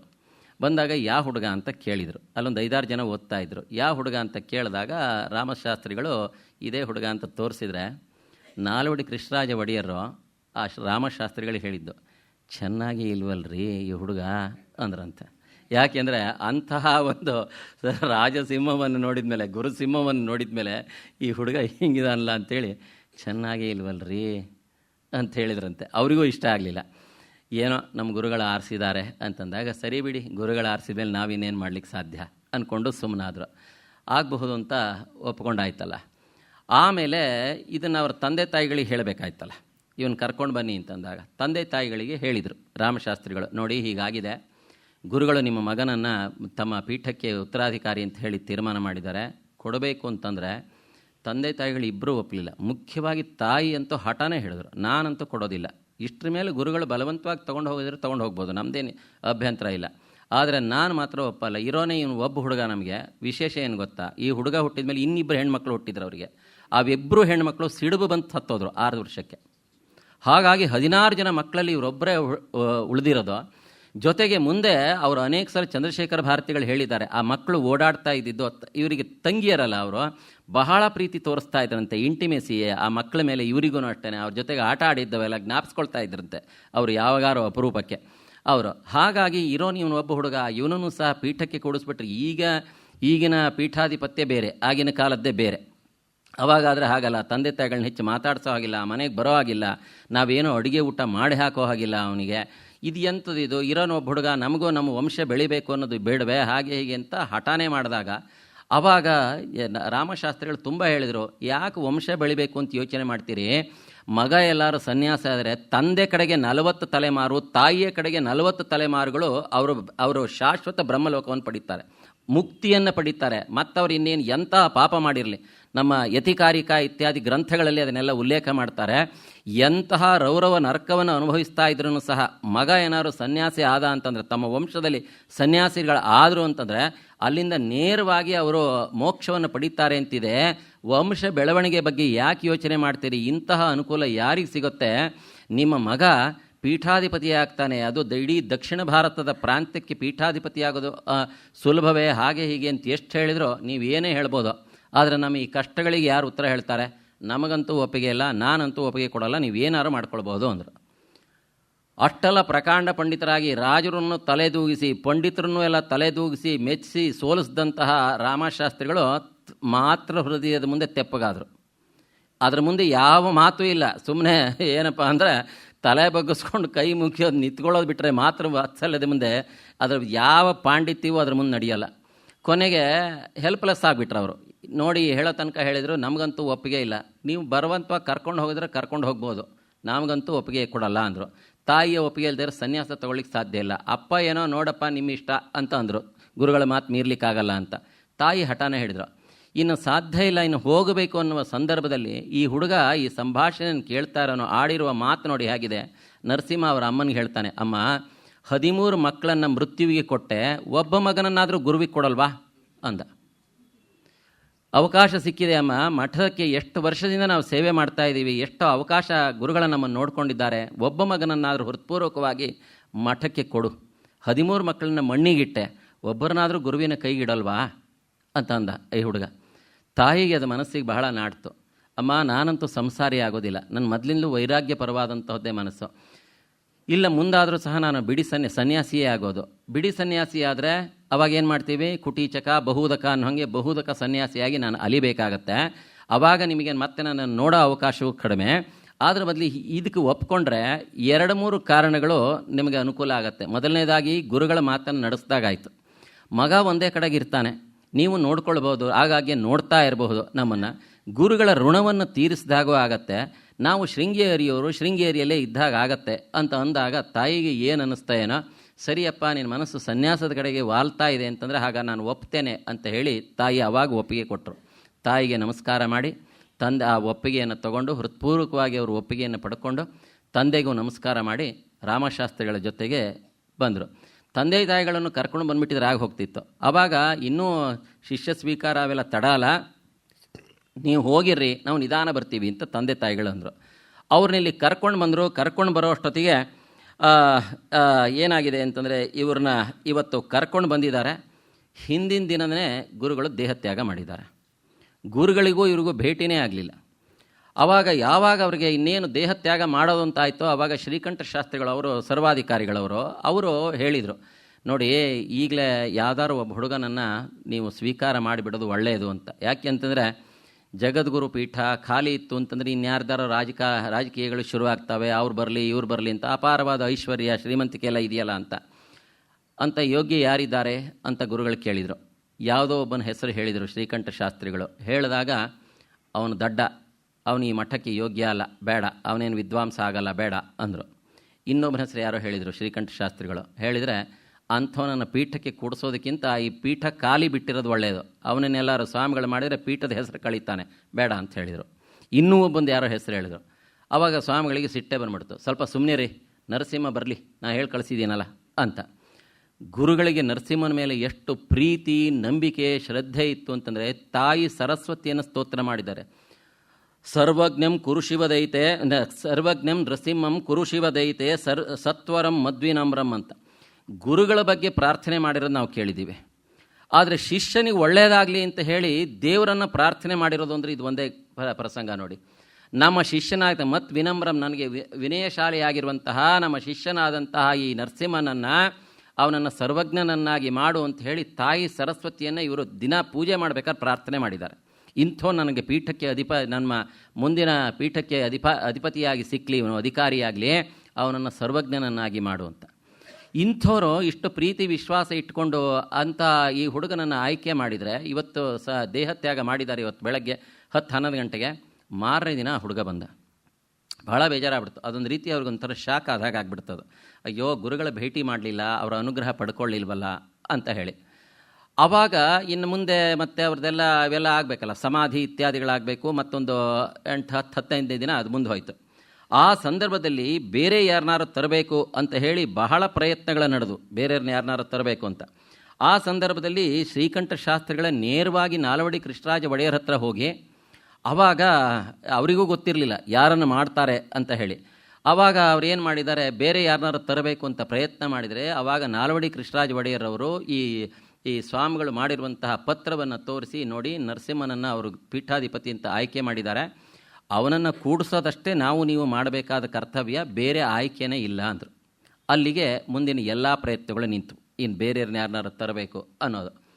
ಸರಿ, ಆಮೇಲೆ ಇವೆಲ್ಲ ಆದಮೇಲೆ ಅವರ ಸಮಾಧಿ ಇತ್ಯಾದಿಗಳೆಲ್ಲ ಆದಮೇಲೆ ಇವರು ನಾಲ್ವಡಿ ಕೃಷ್ಣರಾಜ ಒಡೆಯರು ಈ ಸಲ ಅವರ ಪೀಠಾರೋಹಣ ಸಂದರ್ಭದಲ್ಲಿ ನಾವು ಬರ್ತೀವಿ ಅಂತ ಹೇಳಿದರು. ಅವರೇ ಬಂದರು, ಅವರ ಎದುರುಗಡೆಗೆ ಇದ್ದರು. ಎದುರುಗಡೆ ಇದ್ದಾಗ ನೋಡಿ, ಎಂತಹ ಈ ಘಟನೆಗಳನ್ನು ನೋಡಿದರೆ ಗೊತ್ತಾಗತ್ತೆ, ಪ್ರಸಂಗಗಳನ್ನು ನೋಡಿದರೆ. ಅದೇನೋ ಹೇಳ್ತಾರಲ್ಲ, ಏನು ಅಂತಂದರೆ ನಮಗೆ ಏನು ಒಬ್ಬ ಸಾಧಾರಣವಾಗಿದ್ದರೆ ಮೆತ್ತಗಿದ್ರೆ ಅಂಥವ್ರನ್ನ ಯಾರೂ ಗಮನಿಸೋದಿಲ್ಲ. ಅದಕ್ಕೆ ಜೋರಿದ್ದವ್ರನ್ನೇ ತಾನೇ ಎಲ್ಲರೂ ಗಮನಿಸೋದು. ಅದಾದಮೇಲೆ ಇನ್ನು ಇವೆಲ್ಲ ಇವ್ರದ್ದು ಗುರುಗಳ ಸಮಾಧಿ ಅವಕ್ಕೆಲ್ಲ ವ್ಯವಸ್ಥೆಗಳು ಅವುಗಳದೆಲ್ಲ ಕ್ರಿಯಾಕಲಾಪಗಳೆಲ್ಲ ಆಯಿತು. ಮುಂದೆ ಈ ಹುಡುಗನನ್ನು ಪೀಠಾಧಿಪತಿಯನ್ನು ಮಾಡಬೇಕು ಅಂತ ಆಯಿತು. ಅದನ್ನು ಹೇಗೆ ಮಾಡಬೇಕು ಏನು ಅಂತ ಈಗ ಮಂತ್ರೋಪದೇಶ ಕೊಡೋರು ಬೇಕಲ್ಲ, ಮಠದ ಪರಂಪರೆಯನ್ನು ಹೇಳೋರು ಬೇಕಲ್ಲ, ಏನು ಮಾಡೋದು ಹೇಗೆ ಅಂತೇಳಿ ಎಷ್ಟೋ ಹೊತ್ತು ಚರ್ಚೆ ನಡೀತು. ವಿಶೇಷ ಅಂದರೆ ಇಷ್ಟು ಚರ್ಚೆ ನಡೆದ್ರೆ ಆ ಚರ್ಚೆಗೆ ಮುಖ್ಯ ನಾಯಕನಾದಂಥ ಈ ಹುಡುಗನೇ ಇಲ್ಲ. ಅವನಿಗೆ ಹೇಳ್ಯಾರ ಕಳಿಸ್ಬೇಕಲ್ವ. ಇವ್ರ ಲೆಕ್ಕದಲ್ಲೇನು, ಅವನೇನು ತಾಬಾ ಹುಡುಗ, ಬಾ ಅಂದರೆ ಬರ್ತಾನೆ, ಕೂಡು ಅಂದರೆ ಕೂಡ್ತಾನೆ, ಹೇಳು ಅಂದರೆ ಹೇಳ್ತಾನೆ. ಅವನಿಗೇನು ಹೇಳೋದು? ಮುಂದೆ ಜಗದ್ಗುರುವಾಗುವಂಥವನ ಬಗ್ಗೆನೇ ಇಂತಹ ಆಲೋಚನೆ ಮಠದಲ್ಲಿರುವಂತಹ ಜನಗಳಿಗೆ. ಅದಕ್ಕೆ ಆವಾಗ ಯಾರೋ ಒಬ್ಬರು ಕೃಷ್ಣಸ್ವಾಮಿ ಅಯ್ಯರ್ ಅಂತ ಹೇಳಿ ಒಬ್ಬರು ಮುಂದೆ ಅವರು ಇವರ ಚಂದ್ರಶೇಖರ ಭಾರತಿಗಳಿಂದಲೇ ಸನ್ಯಾಸ ಸ್ವೀಕಾರವನ್ನು ಮಾಡಿ ಜ್ಞಾನಾನಂದ ಸರಸ್ವತಿ ಅಂತ ಹೇಳಿ ಅವರು ಯತಿಗಳಾದರು. ಅವರು ಹೇಳಿದ್ರಂತೆ, ಅಲ್ಲ ಇವೆಲ್ಲ ಮಾಡಬೇಕಾದ್ದು ನರಸಿಂಹನಿಗಲ್ವೇ, ಆ ಹುಡುಗನೇ ಬಂದಿಲ್ವಲ್ಲ, ಅವನನ್ನು ಕರೀರಿ, ಅವನ ಎದುರಿಗೆ ಇವೆಲ್ಲ ಚರ್ಚೆ ನಡೀಲಿ. ಇಲ್ಲದೆ ಅವರು ಹಾಗಾಗಬೇಕು ಹೀಗಾಗಬೇಕು, ಎಷ್ಟೊತ್ತಿಗೆ ಆಗಬೇಕು, ಎಷ್ಟೊತ್ತಿಗೆ ಹೋಮ, ಎಷ್ಟೊತ್ತಿಗೆ ಹವನ, ಎಷ್ಟೊತ್ತಿಗೆ ಉಪದೇಶ, ಇವೆಲ್ಲ ಮಾಡಬೇಕಾದ್ರೆ ಆ ವ್ಯಕ್ತಿನೇ ಮುಂದಿಲ್ವಲ್ಲ, ಅವನ್ನೇ ಇಟ್ಕೊಳ್ಳದೆ ಮಾತಾಡೋದು ಹೇಗೆ ಅಂತಂದಾಗ ಆಮೇಲೆ ಇವ್ರಿಗೆ ಜ್ಞಾಪಕ ಆಯಿತು ಎಷ್ಟೋ ಜನಕ್ಕೆ, ಹೌದು ಕರೀರಿ ಅಂತ. ಆ ಹುಡುಗಂಗೆ ಇದೆಲ್ಲ ಗೊತ್ತಾಗ್ತಾನೆ ಇತ್ತು. ಯಾರೋ ಹೇಳಿದರು, ತನ್ನ ಕರೆದಿಲ್ಲ ತಾನು ಯಾಕೆ ಹೋಗಬೇಕು ಅಂತ ಹೋಗಿಯೂ ಇರಲಿಲ್ಲ. ಅವರ ಈಗ ಬಂದಾಗ ಎಲ್ಲರೂ ಮಠದ ಏನು ಶ್ರೀಮಂತ ಭಕ್ತರು, ವಿದ್ವಾಂಸರು, ಮಠದ ಸರ್ವಾಧಿಕಾರಿಗಳು, ಬೇರೆ ಬೇರೆಯವರು ಎಲ್ಲರೂ ಅಲ್ಲಿ ಸೇರಿದ್ದಾರೆ. ಆ ಸಂದರ್ಭದಲ್ಲಿ ಈ ಹುಡುಗನು ಹೋಗಿ ಸಭೆಗೆ ಕೈ ಮುಗಿದು ನಿಂತ್ಕೊಂಡ, ಅವನ ಕಡೆ ಗೋಡೆಗೆ ಒರ್ಕೊಂಡು ಬಂದು ನಿಂತ್ಕೊಂಡು 20 ನಿಮಿಷ ಆಯಿತು, 25 ನಿಮಿಷ ಆಯಿತು, ಒಬ್ಬರಾರು ಕುತ್ಕೋ ಅಂತ ಹೇಳಿಲ್ಲ ಅವನಿಗೆ. ಆಮೇಲೆ ಇವರೇ ಹೇಳಿದರು, ಕೃಷ್ಣಸ್ವಾಮಿ ಅಯ್ಯರ್ ಅವ್ರು ಹೇಳಿದರು, ಕುತ್ಕೊಳ್ಳಿ ಅಂತ. ಇಲ್ಲ, ದೊಡ್ಡವರೆಲ್ಲ ಇದ್ದೀರಿ, ನಿಮ್ಮ ಮುಂದೆ ನಾವು ಕೂಡಬಾರ್ದು. ನೋಡಿ ಎಂತಹ ರೀತಿ ನೀತಿಗಳು. ಈಗಿನ ಕಾಲದಲ್ಲಿ ನಾವು ಯಂಗ್ಸ್ಟರ್ಸನ್ನು ಹೇಗೆ ಬೆಳೆಸ್ತಾ ಇದ್ದೀವಿ, ಹಿಂದಿನ ಪರಂಪರೆ ಹೇಗಿತ್ತು ನೋಡಿ. ಕೂತ್ಕೊಳ್ಳಿ ಅಂದರೆ ಕೂಡಲಿಲ್ಲ ಅವರು. ದೊಡ್ಡವರೆಲ್ಲ ಇದ್ದೀರಿ, ನಿಮ್ಮ ಮುಂದೆ ನಾನು ನಿಮ್ಮ ಮುಂದೆ ಕೂತ್ಕೊಳ್ಬಾರ್ದು, ನಿಂತ್ಕೊಂಡಿರ್ತೀನಿ ಅಂದ. ಜಗದ್ಗುರುಗಳಾಗೋರು ನೀವು ನಿಲ್ಲಬಾರ್ದು, ಕೂತ್ಕೊಳ್ಳಿ ಅಂತಂದರೆ ಜಗದ್ಗುರುಗಳ ನಾಳೆ ತಾನೆ, ಇವತ್ತಲ್ವಲ್ಲ, ಆದ್ದರಿಂದ ನಿಂತಿರ್ತೇನೆ. ಆ ಮೀಟಿಂಗ್ ಸುಮಾರು 1.5 ಗಂಟೆ 2 ಗಂಟೆ ನಡೀತು. 2 ಗಂಟೆ ತನಕ ಹಾಗೆ ನಿಂತ್ಕೊಂಡಿದ್ರು ಅವರು. ಎಷ್ಟರ ಮಟ್ಟಿಗೆ ಆ ಜ್ಯೇಷ್ಠತ್ವವನ್ನು, ಹಿರಿಯರಿಗೆ ಗೌರವ ಕೊಡೋದಬೇಕು ಅನ್ನೋದನ್ನು ಹೇಗೆ ಫಾಲೋ ಮಾಡಿದ್ದಾರೆ ನೋಡಿ. ಇದೆಲ್ಲ ಚರ್ಚೆಗಳೆಲ್ಲ ಆಯಿತು. ಆಮೇಲೆ ಸನ್ಯಾಸಕ್ಕೆ ಬೇಕಾಗಿರುವಂತಹ ಅದಕ್ಕೆ ಪೂರ್ವ ಪೀಠಿಕೆಯಾಗಿ ಶ್ರೀಮಂತ್ರ ಏನು ಶ್ರೀಚಕ್ರ ಉಪಾಸನೆ, ಶ್ರೀವಿದ್ಯಾ ಮಂತ್ರೋಪಾಸನೆ, ಮಂತ್ರೋಪದೇಶ, ಆಮೇಲೆ ಅದಕ್ಕೆ ಸಂಬಂಧಪಟ್ಟಂತಹ ನಾರಸಿಂಹ ಮಂತ್ರ ಉಪದೇಶ, ಅವನ್ನೆಲ್ಲ ಇವರು ಸರ್ವಾಧಿಕಾರಿಗಳಾದಂತಹ ಶ್ರೀಕಂಠ ಶಾಸ್ತ್ರಿಗಳೇ ಕೊಟ್ಟರು ಅವರಿಗೆ. ಮಾರೇ ದಿನ ಸನ್ಯಾಸ ಇತ್ಯಾದಿಗಳೆಲ್ಲ ಆಗಿ ಅದಕ್ಕೆ ಆಮೇಲೆ ಅಲ್ಲೇ ಇದ್ದಂತಹ ಶೃಂಗೇರಿ ಸ್ವಾಮಿಗಳಿಂದಲೇ ಸನ್ಯಾಸ ಸ್ವೀಕಾರ ಮಾಡಿದ್ದ ಇನ್ನೊಬ್ಬ ನೆಲಮಾವು ಮಠದ ಇನ್ನೊಬ್ಬ ಸ್ವಾಮಿಗಳು ಅವರಿಗೆ ಉಪದೇಶ ಕೊಟ್ಟರು. ಇದು ಮಹಾವಾಕ್ಯ ಉಪದೇಶಗಳೆಲ್ಲ. ಇದು ಆಶ್ಚರ್ಯ ಅಂದರೆ ನನಗೆ ಇದನ್ನು ನೋಡಿದಾಗೆಲ್ಲ ಎಷ್ಟು ಸಲ ಕೆಲವು ಸಲ ಮನಸ್ಸಿಗೆ ಕಲಕತ್ತೆ ಅಂತಂದರೆ, ಒಬ್ಬನೇ ಹುಡುಗ ಇವನು ಸನ್ಯಾಸ ತಗೊಳ್ತಾ ಇದ್ದಾನೆ, ಇವ್ರ ತಂದೆ ತಾಯಿಗಳನ್ನು ಕರೆಸ್ಬೇಕು ಅಂತ ಒಬ್ರಿಗೂ ಅನಿಸೋದು ಬೇಡವಾ? ಆ ಬಡವ್ರನ್ನೇನು ಕರೆಸೋದು ಅಂತ ಅನಿಸಿರ್ಬಹುದೋ ಏನು ಕಥೆಯ ವಿಷಯ ತಿಳಿಸಿರ್ಬೋದು, ಕರ್ಕೊಂಡು ಬನ್ನಿರಿ ಅಂತ ಹೇಳಿದಾಗ. ಇಲ್ಲ, ಮುಹೂರ್ತವನ್ನು ನಿಶ್ಚಯ ಮಾಡದಿದ್ದರು 2 ಅವಕಾಶ ಇತ್ತು. ಅವ್ರ ತಂದೆ ತಾಯಿಗಳು ಬರಲಿ, ಬಂದ ಮೇಲೆ ಅವ್ರ ಎದುರಿಗೆ ಇವೆಲ್ಲ ಕಲಾಪಗಳ ನಡಿಲಿ ಅಂತ ಹೇಳಿ ಒಂದು ಮುಹೂರ್ತವನ್ನು ಮುಂದೆ ಹಾಕ್ಬೋದಿತ್ತು. ಇಲ್ಲದೆ ಹೋದರೆ ಬೇಗ ಕರ್ಕೊಂಡು ಕರೆಸೋದಕ್ಕಾರ ವ್ಯವಸ್ಥೆ ಮಾಡಬೇಕಾಗಿತ್ತು. ಅದು ಏನೂ ಇಲ್ಲ. ತಂಪಾಡಿಗೆ ತಾವು ಈ ಮಠದಲ್ಲಿ ಇಂಥವೆಲ್ಲ ವ್ಯವಸ್ಥೆಗಳು ನಡೀತಾನೆ ಇದ್ದಾವೆ. ಅವರ ತಂದೆ ತಾಯಿಗಳು ಅನ್ನೋನವರು ಅವ್ರಿಗೆ ಬರ್ರಿ ಅಂತ ಹೇಳಿದರು. ಇಂಥ ದಿನ ಅಂತಲೂ ಡೇಟ್ ಇಲ್ಲ, ಎಂಥದಿಲ್ಲ. ಅವರು ಶೃಂಗೇರಿಯಿಂದ ಬೀರೂರಿಗೆ ಬಂದು ಅಲ್ಲಿಂದ ಕಡೂರು ಮಾರ್ಗವಾಗಿ ಎತ್ತಲಾಗಿ ಅವಾಗೆಲ್ಲ ಬಸ್ಸು ಇರಲಿಲ್ಲ, ಏನೂ ಇಲ್ಲ. ಆ ಗಾಡಿ ಹಿಡ್ಕೊಂಡು ಈ ಬಸ್ ಎತ್ಕೊಂಡು ಅಲ್ಲಿಂದ ಹಾಗೆ ಬಂದು ಹೀಗೆ ಬರೋ ಅಷ್ಟೊತ್ತಿಗೆ ಮಗ ಸನ್ಯಾಸ ತಗೊಂಡು 2-3 ದಿನ ಆಗಿತ್ತು. ಇರುವ ಒಬ್ಬ ಮಗ ಪೀಠಾಧಿಪತಿಯಾಗಿ ಮೊಟ್ಟ ಮೊದಲಿಗೆ ಆ ಸಿಂಹಾಸನದ ಮೇಲೆ ಕುತ್ಕೊಳ್ಳುವಂತಹ ಧರ್ಮ ಸಿಂಹಾಸನದ ಮೇಲೆ ಕುತ್ಕೊಂಡು ಇವನ್ನೆಲ್ಲ ಮಾಡಿಕೊಳ್ಳುವಂತಹ ಈ ಕ್ರಿಯೆಯನ್ನು ಸಹ ತಂದೆ ತಾಯಿಗಳಿಗೆ ನೋಡಲಿಕ್ಕಾಗಲಿಲ್ಲ. ಬಂದಾಗ ಅವ್ರಿಗೆ ನಿಜವಾಗ್ಲೂ ಮನಸ್ಸಿಗೆ ದಿಗ್ಭ್ರಾಂತಿಯಾಗಿ ಹೋಯ್ತು. ತಮ್ಮ ಹುಡುಗ ಏನೋ ಹತ್ತಿರ ಕುತ್ಕೊಳ್ತಾನೆ, ಮಾತಾಡ್ತಾನೆ ಅಂತಂದರೆ ಈಗ ಅವನಿಗೂ ಇವರಿಗೂ ಒಂದು ಡಿಸ್ಟೆನ್ಸ್ ಮೇಂಟೈನ್ ಆಗಿ ಹೋಯ್ತಲ್ಲ. ಚಂದ್ರಶೇಖರ ಭಾರತಿ ಅಂತ ಹೇಳಿ ಅವರಿಗೆ ಹೆಸರನ್ನು ಕೊಟ್ಟರು. ಇವ್ರನ್ನ ನಾಲ್ವಡಿ ಚಂದ್ರಶೇಖರ ಭಾರತಿ ಅಂತ ಕರೀತಾರೆ. ಇವರಿಗೆ ಶೃಂಗೇರಿ ಪರಂಪರೆಯಲ್ಲಿ ಇವರು 4ನೇವರು ಚಂದ್ರಶೇಖರ ಭಾರತಿ ಅಂತ ಹೆಸರಿಟ್ಕೊಂಡಿರೋರು. 13ನೇವರು, 15ನೇವರು ಮತ್ತು 18ನೇವರು, ಇಷ್ಟು ಜನಕ್ಕೆ ಚಂದ್ರಶೇಖರ ಭಾರತಿ ಅಂತ ಹೆಸರಿದೆ. ಅದಾದಮೇಲೆ ಮತ್ತೆ ಇವರಿಗೆ ಇಟ್ಟಿರೋದು ಚಂದ್ರಶೇಖರ ಭಾರತಿ ಅಂತ ಹೇಳಿ. ಈ ಹುಡುಗ ಪೀಠಾಧಿಪತಿಯಾಗೋದು ಯಾರ್ಯಾರಿಗೂ ಇಷ್ಟ ಇರಲಿಲ್ಲ. ಯಾರ್ಯಾರಿಗೂ ಅಂತಂದರೆ ಇಬ್ಬರ ಹೊರತಾಗಿ ಯಾರಿಗೂ ಇಷ್ಟ ಇರಲಿಲ್ಲ. ಸರ್ವಾಧಿಕಾರಿಗಳಿಗೆ ಇಷ್ಟ ಇಲ್ಲ. ಯಾಕೆಂದರೆ ತಮ್ಮ ಮನೆಯಲ್ಲಿ ಓದಾಡ್ಕೊಂಡು ಎಷ್ಟೋ ಸಲ ಬೈದಿದ್ದೀವಿ, ಗದರಿದ್ದೀವಿ. ಅಂಥ ಹುಡುಗನಿಗೆ ಈಗ ನಾಳೆ ಕೈ ಮುಗಿಬೇಕು, ನಮಸ್ಕಾರ ಮಾಡಬೇಕು. ಅದಕ್ಕೆ ಇನ್ನು ಮಠದಲ್ಲಿರುವಂತಹ ಪರಿಚಾರಕರು, ಪಂಡಿತರು, ಅಲ್ಲಿ ಸೇವೆ ಮಾಡುವಂಥವರು, ಮಠದ ಅಧಿಕಾರಿಗಳಿಗೆ ಯಾರ್ಯಾರಿಗೂ ಇಷ್ಟ ಇಲ್ಲ. ಯಾಕೆ ಅಂತಂದರೆ ಈ ಹುಡುಗ ಮಜ್ಜಿಗೆಗೆ ಅಂತ ಹೇಳಿ ತೆಂಗಿನ ಚಿಪ್ ತಗೊಂಬಂದಾಗ ಇವರೆಲ್ಲ ಬೈದಿದ್ದಾರೆ, ಆಕ್ಷೇಪಣೆ ಮಾಡಿದ್ದಾರೆ. ಈಗ ನಾಳೆ ಅವ್ರಿಗೆ ನಮಸ್ಕಾರ ಮಾಡಬೇಕು ಅಂದರೆ ಅಡುಗೆ ಮನೆಗೆ ಬಂದಾಗ ಇವ್ರು ಮಾಡ್ತಾ ಇದ್ದಿದ್ದ ಅತ್ಯಾಚಾರಗಳೆಲ್ಲ ಅವ್ರಿಗೆ ಗೊತ್ತಿಲ್ಲದೆ ಇರುತ್ತಾ, ಏನು ಮಾಡ್ತಾರೆ ಏನು ಎಂತು ಅಂತ ಹೇಳಿ. ಹಾಗಾಗಿ ಮತ್ತು ಈ ಹುಡುಗ ನಾಳೆ ಪೀಠಾಧಿಪತಿ ಆದಮೇಲೆ ನಮ್ಮನ್ನು ದಂಡಿಸಿದರೆ ಹೇಗೆ ಅಂತ ಹೇಳಲಿಕ್ಕೆ ಬರೋದಿಲ್ವಲ್ಲ. ಯಾರಿಗೂ ಇಷ್ಟ ಇಲ್ಲ, ಮಹಾರಾಜರಿಗೆ ಇಷ್ಟ ಇಲ್ಲ, ನಮಗೆ ಗೊತ್ತಿದೆ. ಆಮೇಲೆ ಶ್ರೀಕಂಠ ಶಾಸ್ತ್ರಿಗಳಿಗೆ ಇಷ್ಟ ಇರಲ್ಲ, ತಂದೆ ತಾಯಿಗಳಿಗೆ ಇಷ್ಟ ಇಲ್ಲ. ಅಷ್ಟೇ ಯಾಕೆ, ನರಸಿಂಹನಿಗೂ ಇಷ್ಟ ಇಲ್ಲ, ಅವನಿಗೂ ಇಷ್ಟ ಇಲ್ಲ ಪೀಠಾಧಿಪತಿ ಆಗೋದು. ಸನ್ಯಾಸಿ ಆಗೋದು ಇಷ್ಟವೇ ಹೊರತು ಈ ಪೀಠಾಧಿಪತಿ ಆಗೋದು ಇಷ್ಟ ಇಲ್ಲ. ಇಬ್ಬರಿಗೆ ಇಷ್ಟ ಇದ್ದಿದ್ದು, ಒಂದು ಅವರ ಗುರುಗಳಾಗಿರುವಂತಹ ಸಚ್ಚಿದಾನಂದ ಶಿವಾಭಿನವ ನರಸಿಂಹ ಭಾರತಿಗಳಿಗೆ ಇವನೇ ನನ್ನ ಉತ್ತರಾಧಿಕಾರಿ ಆಗಬೇಕು ಅನ್ನೋದೊಂದು ಇಷ್ಟ ಇತ್ತು. ಇನ್ನೊಂದು ಇಷ್ಟ ಇದ್ದಿದ್ದು ಯಾರಂದರೆ ತಾಯಿ ಶಾರದೆಗೆ ಇಷ್ಟ ಇತ್ತು. ಅವಳು ಮಾತ್ರ ಇವನೇ ಈ ಪೀಠಕ್ಕೆ ಬರಲಿ ಅನ್ನೋದು ಅವಳ ಸಂಕಲ್ಪ ಆಗಿತ್ತು. ಹಾಗಾಗಿ ಮುಂದೆ ಈ ಪೀಠವನ್ನು ಅಲಂಕರಿಸಿ ಶಾರದಾ ಪೀಠಕ್ಕೆ ನಿಜವಾಗ್ಲೂ ಮಾಣಿಕ್ಯ ಅಂತ ಅನ್ನಿಸ್ಕೊಂಡ್ರು. ಶೃಂಗೇರಿಯ ಪರಂಪರೆ ಬಗ್ಗೆ, ಸ್ವಾಮಿಗಳ ಬಗ್ಗೆ ಅನೇಕ ಪುಸ್ತಕಗಳು ಬಂದಿದ್ದಾವೆ, ಇಲ್ಲ ಅಂತಲ್ಲ, ಎಲ್ಲರ ಬಗ್ಗೆನೂ ಬರೀತಾ ಇರ್ತಾರೆ. ಆದರೆ ನನಗೆ ತಿಳಿದ ಮಟ್ಟಿಗೆ ಚಂದ್ರಶೇಖರ ಭಾರತಿಗಳ ಬಗ್ಗೆ ಬಂದಿರುವಷ್ಟು ಪುಸ್ತಕಗಳು ಯಾರ್ಯಾರು ಬಂದಿಲ್ಲ, ಯಾರಿಗೂ ಬಂದಿಲ್ಲ ಅಂತ ಅನಿಸುತ್ತೆ. ಹುರುಗಲವಾಡಿ ನರಸಿಂಹಶಾಸ್ತ್ರಿಗಳೇ ಸುಮಾರು 4-5 ಪುಸ್ತಕಗಳು ಬರೆದರು ಅವರು. ಅದರ ಬಗ್ಗೆ ಅವಧೂತ ಗುರು ಚಂದ್ರಶೇಖರ ಭಾರತೀಯ ಅನುಗ್ರಹ ಪರಂಪರೆ, ತುಂಗೆಯ ಮಾಡಿಲ್ಲ ತಪಸ್ವಿ ಅಂತ ಹೇಳಿ ಬರೆದಿದ್ದಾರೆ. ಜೊತೆಗೆ ಇಂಗ್ಲೀಷ್ನಲ್ಲಿ ಬೇಕಾದಷ್ಟು ಪುಸ್ತಕಗಳು ಬಂದಿದೆ. AR ನಟರಾಜನ್ ಅಂತ ಹೇಳಿ ಬೆಂಗಳೂರಲ್ಲಿ ರಮಣ ಕೇಂದ್ರವನ್ನು ನಡೆಸ್ತಾ ಇದ್ದಂಥವರು ದಾರ್ಶನಿಕ ಅವಧೂತ ಶ್ರೀ ಚಂದ್ರಶೇಖರ ಭಾರತಿ ಅಂತ ಪುಸ್ತಕ ಬರೆದಿದ್ದಾರೆ. ಎಡತೊರೆಯ ಶ್ರೀ ಶಂಕರ ಭಾರತಿ ಸ್ವಾಮಿಗಳು ಶ್ರೀ ಗುರು ತಪೋಮಹಿಮಾ ಅಂತ ಒಂದು ಪುಸ್ತಕ. ಇಂಗ್ಲೀಷ್ನಲ್ಲಿ ಸ್ಪಾರ್ಕ್ಸ್ ಫ್ರಮ್ ಎ ಡಿವೈನ್ ಆನ್ವಿಲ್ ಅಂತ ಹೇಳಿ ಜ್ಞಾನಾನಂದ ಭಾರತಿ ಅಂತ ಹೇಳಿ ಇವರು ಪುಸ್ತಕ ಬರೆದಿದ್ದಾರೆ. ಕೃಷ್ಣಸ್ವಾಮಿ ಅಯ್ಯರ್ ಅವರು ಬರೆದಿದ್ದಾರೆ. ಹಾಗೆ ಡೈಲಾಗ್ಸ್ ವಿತ್ ದ ಗುರು ಅಂತ ಹೇಳಿ ಬರೆದಿರೋ ಪುಸ್ತಕಗಳಿದೆ.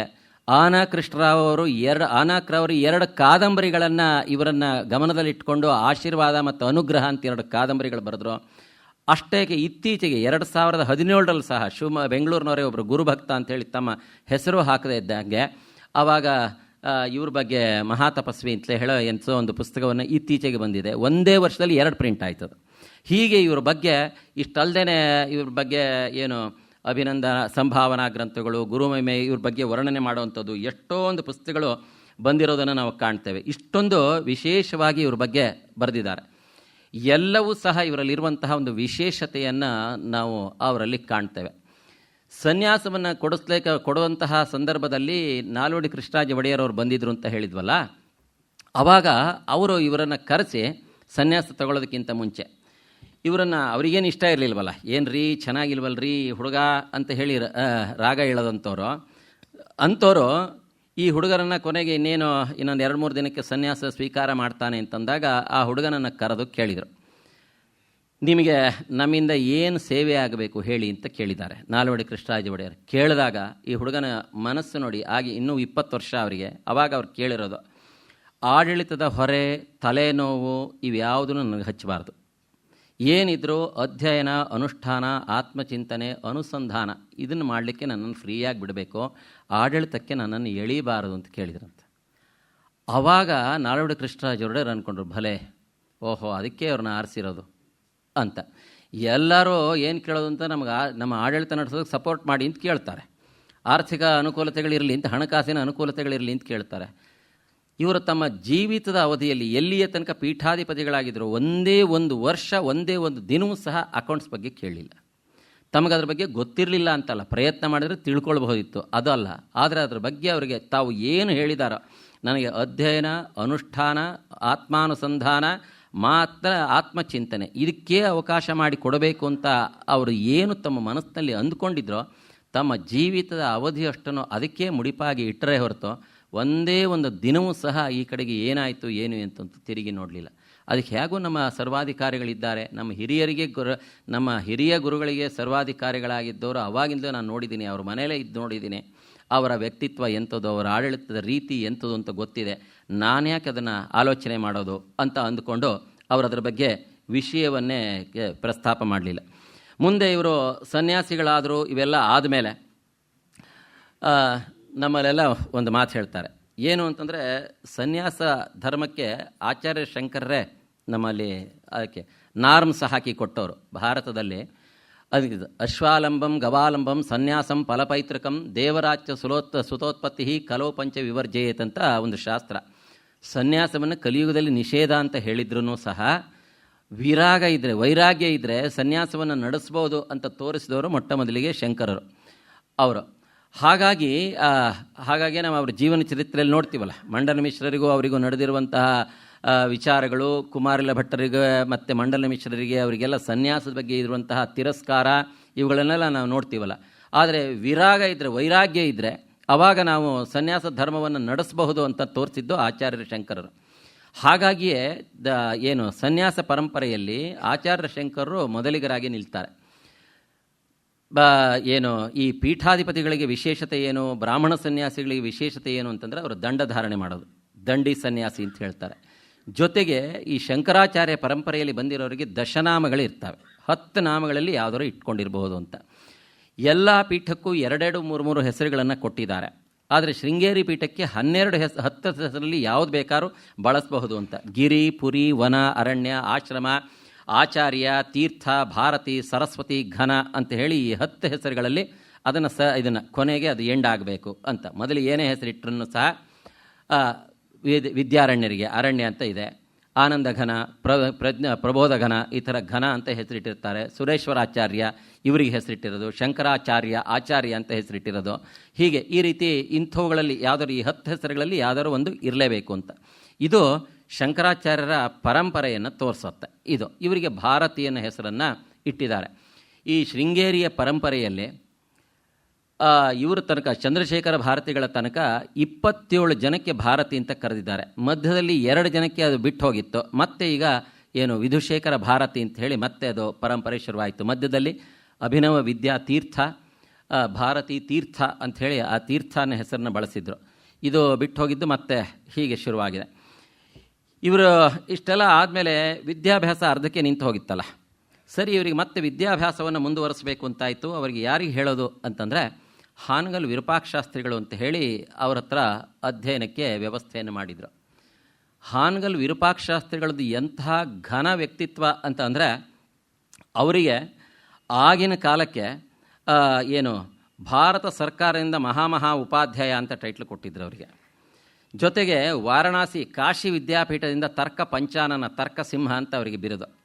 ವಿದ್ಯಾನಿಧಿ ಅಂತೇಳಿ ಮೈಸೂರು ಮಹಾರಾಜರು ಕೊಟ್ಟಿದ್ದರು.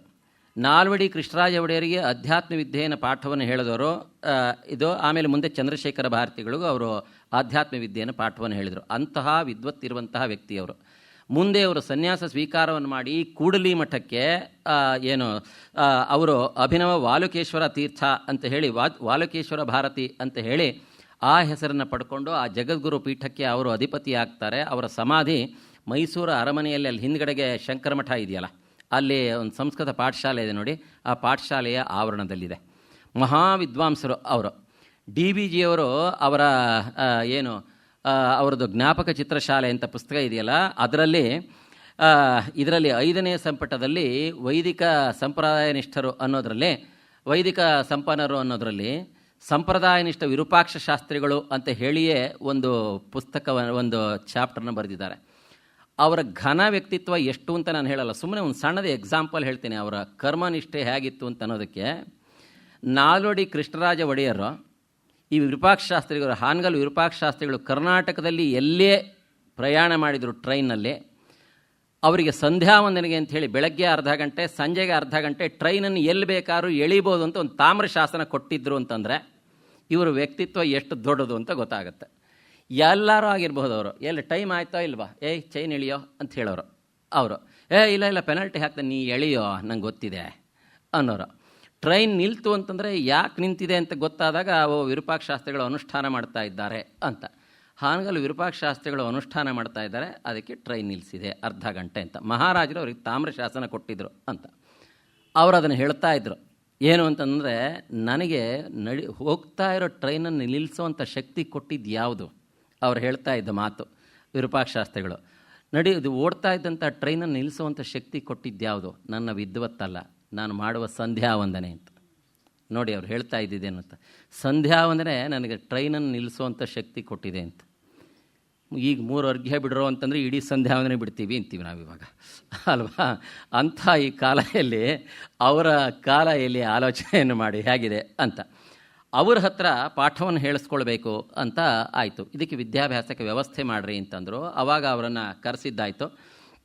ಕರೆಸಿದ್ರೆ ಫಸ್ಟ್ ಅವರು ಒಪ್ಕೊಳ್ಳಿಲ್ಲ, ಬೇಡ ಅಂತ. ಯಾಕೆಂದರೆ ಸನ್ಯಾಸಿಗಳಿಗೆ ಪಾಠ ಹೇಳೋದು ಕಷ್ಟ, ಆಮೇಲೆ ಇದು ಬೇರೆ, ಅದು ಜಗದ್ಗುರು ಪೀಠ, ಆಮೇಲೆ ಸನ್ಯಾಸಿಗಳಿಗೆ ಪಾಠ ಹೇಳಿದ್ರೆ ಈಗ ಬೇರೆಯವರಿಗಾದರೆ ಗೃಹಸ್ಥರು ಬ್ರಹ್ಮಚಾರಿಗಾದ್ರೆ ಯಾಕೋ ಸರಿಯಾಗಿ ಓದಿಲ್ಲವನೋ ಎಲ್ಲಿ ಇಟ್ಕೊಂಡಿದ್ಯಾ ನಿನ್ನ ತಲೆ ಅಂತ ಬೈಬೋದು. ಸನ್ಯಾಸಿಗಳಿಗೆ ಬೈಯೋ ಹಂಗಿಲ್ಲ. ಬೇರೆ ಚಿತ್ತಕ್ಕೆ ವೇದ್ಯವಾಯಿತೆ ಪಾದಗಳಿಗೆ ನಾನು ಹೇಳಿದ್ದು ತಿಳಿಯುತ್ತೆ ಅಂತ ಈ ಬಣ್ಣದ ಮಾತುಗಳನ್ನ ಆಡಬೇಕು. ಇವು ಯಾರಿಗೆ ಬೇಕು? ಜೊತೆಗೆ ಕೊನೆಗೆ ಏನು ಮಾಡಿದ್ರು ಸಹ ಅವರು ನಮ್ಗೆ ನಮಸ್ಕಾರ ಮಾಡೋ ಹಾಗಿಲ್ಲ, ನಾವು ಅವ್ರಿಗೆ ನಮಸ್ಕಾರ ಮಾಡಬೇಕು. ಗುರುಗಳಾಗಿ ಶಿಷ್ಯರಿಗೆ ನಮಸ್ಕಾರ ಮಾಡೋದು ಇದೆಂಥದ್ದು ಪ್ರಸಂಗ? ಇವೆಲ್ಲ ಒಂಥರ ಅಸಹಜ, ಅದರಿಂದ ನಾನು ಬೇಡ ಅಂತ ನಾನು ಬರೋದಿಲ್ಲ ಅಂತ ಹೇಳಿದರು. ಬೇರೆ ಯಾರಾದರೂ ಸ್ವಾಮಿಗಳಿಂದಲೇ ಹೇಳಿಸ್ರಿ ಅಂತ.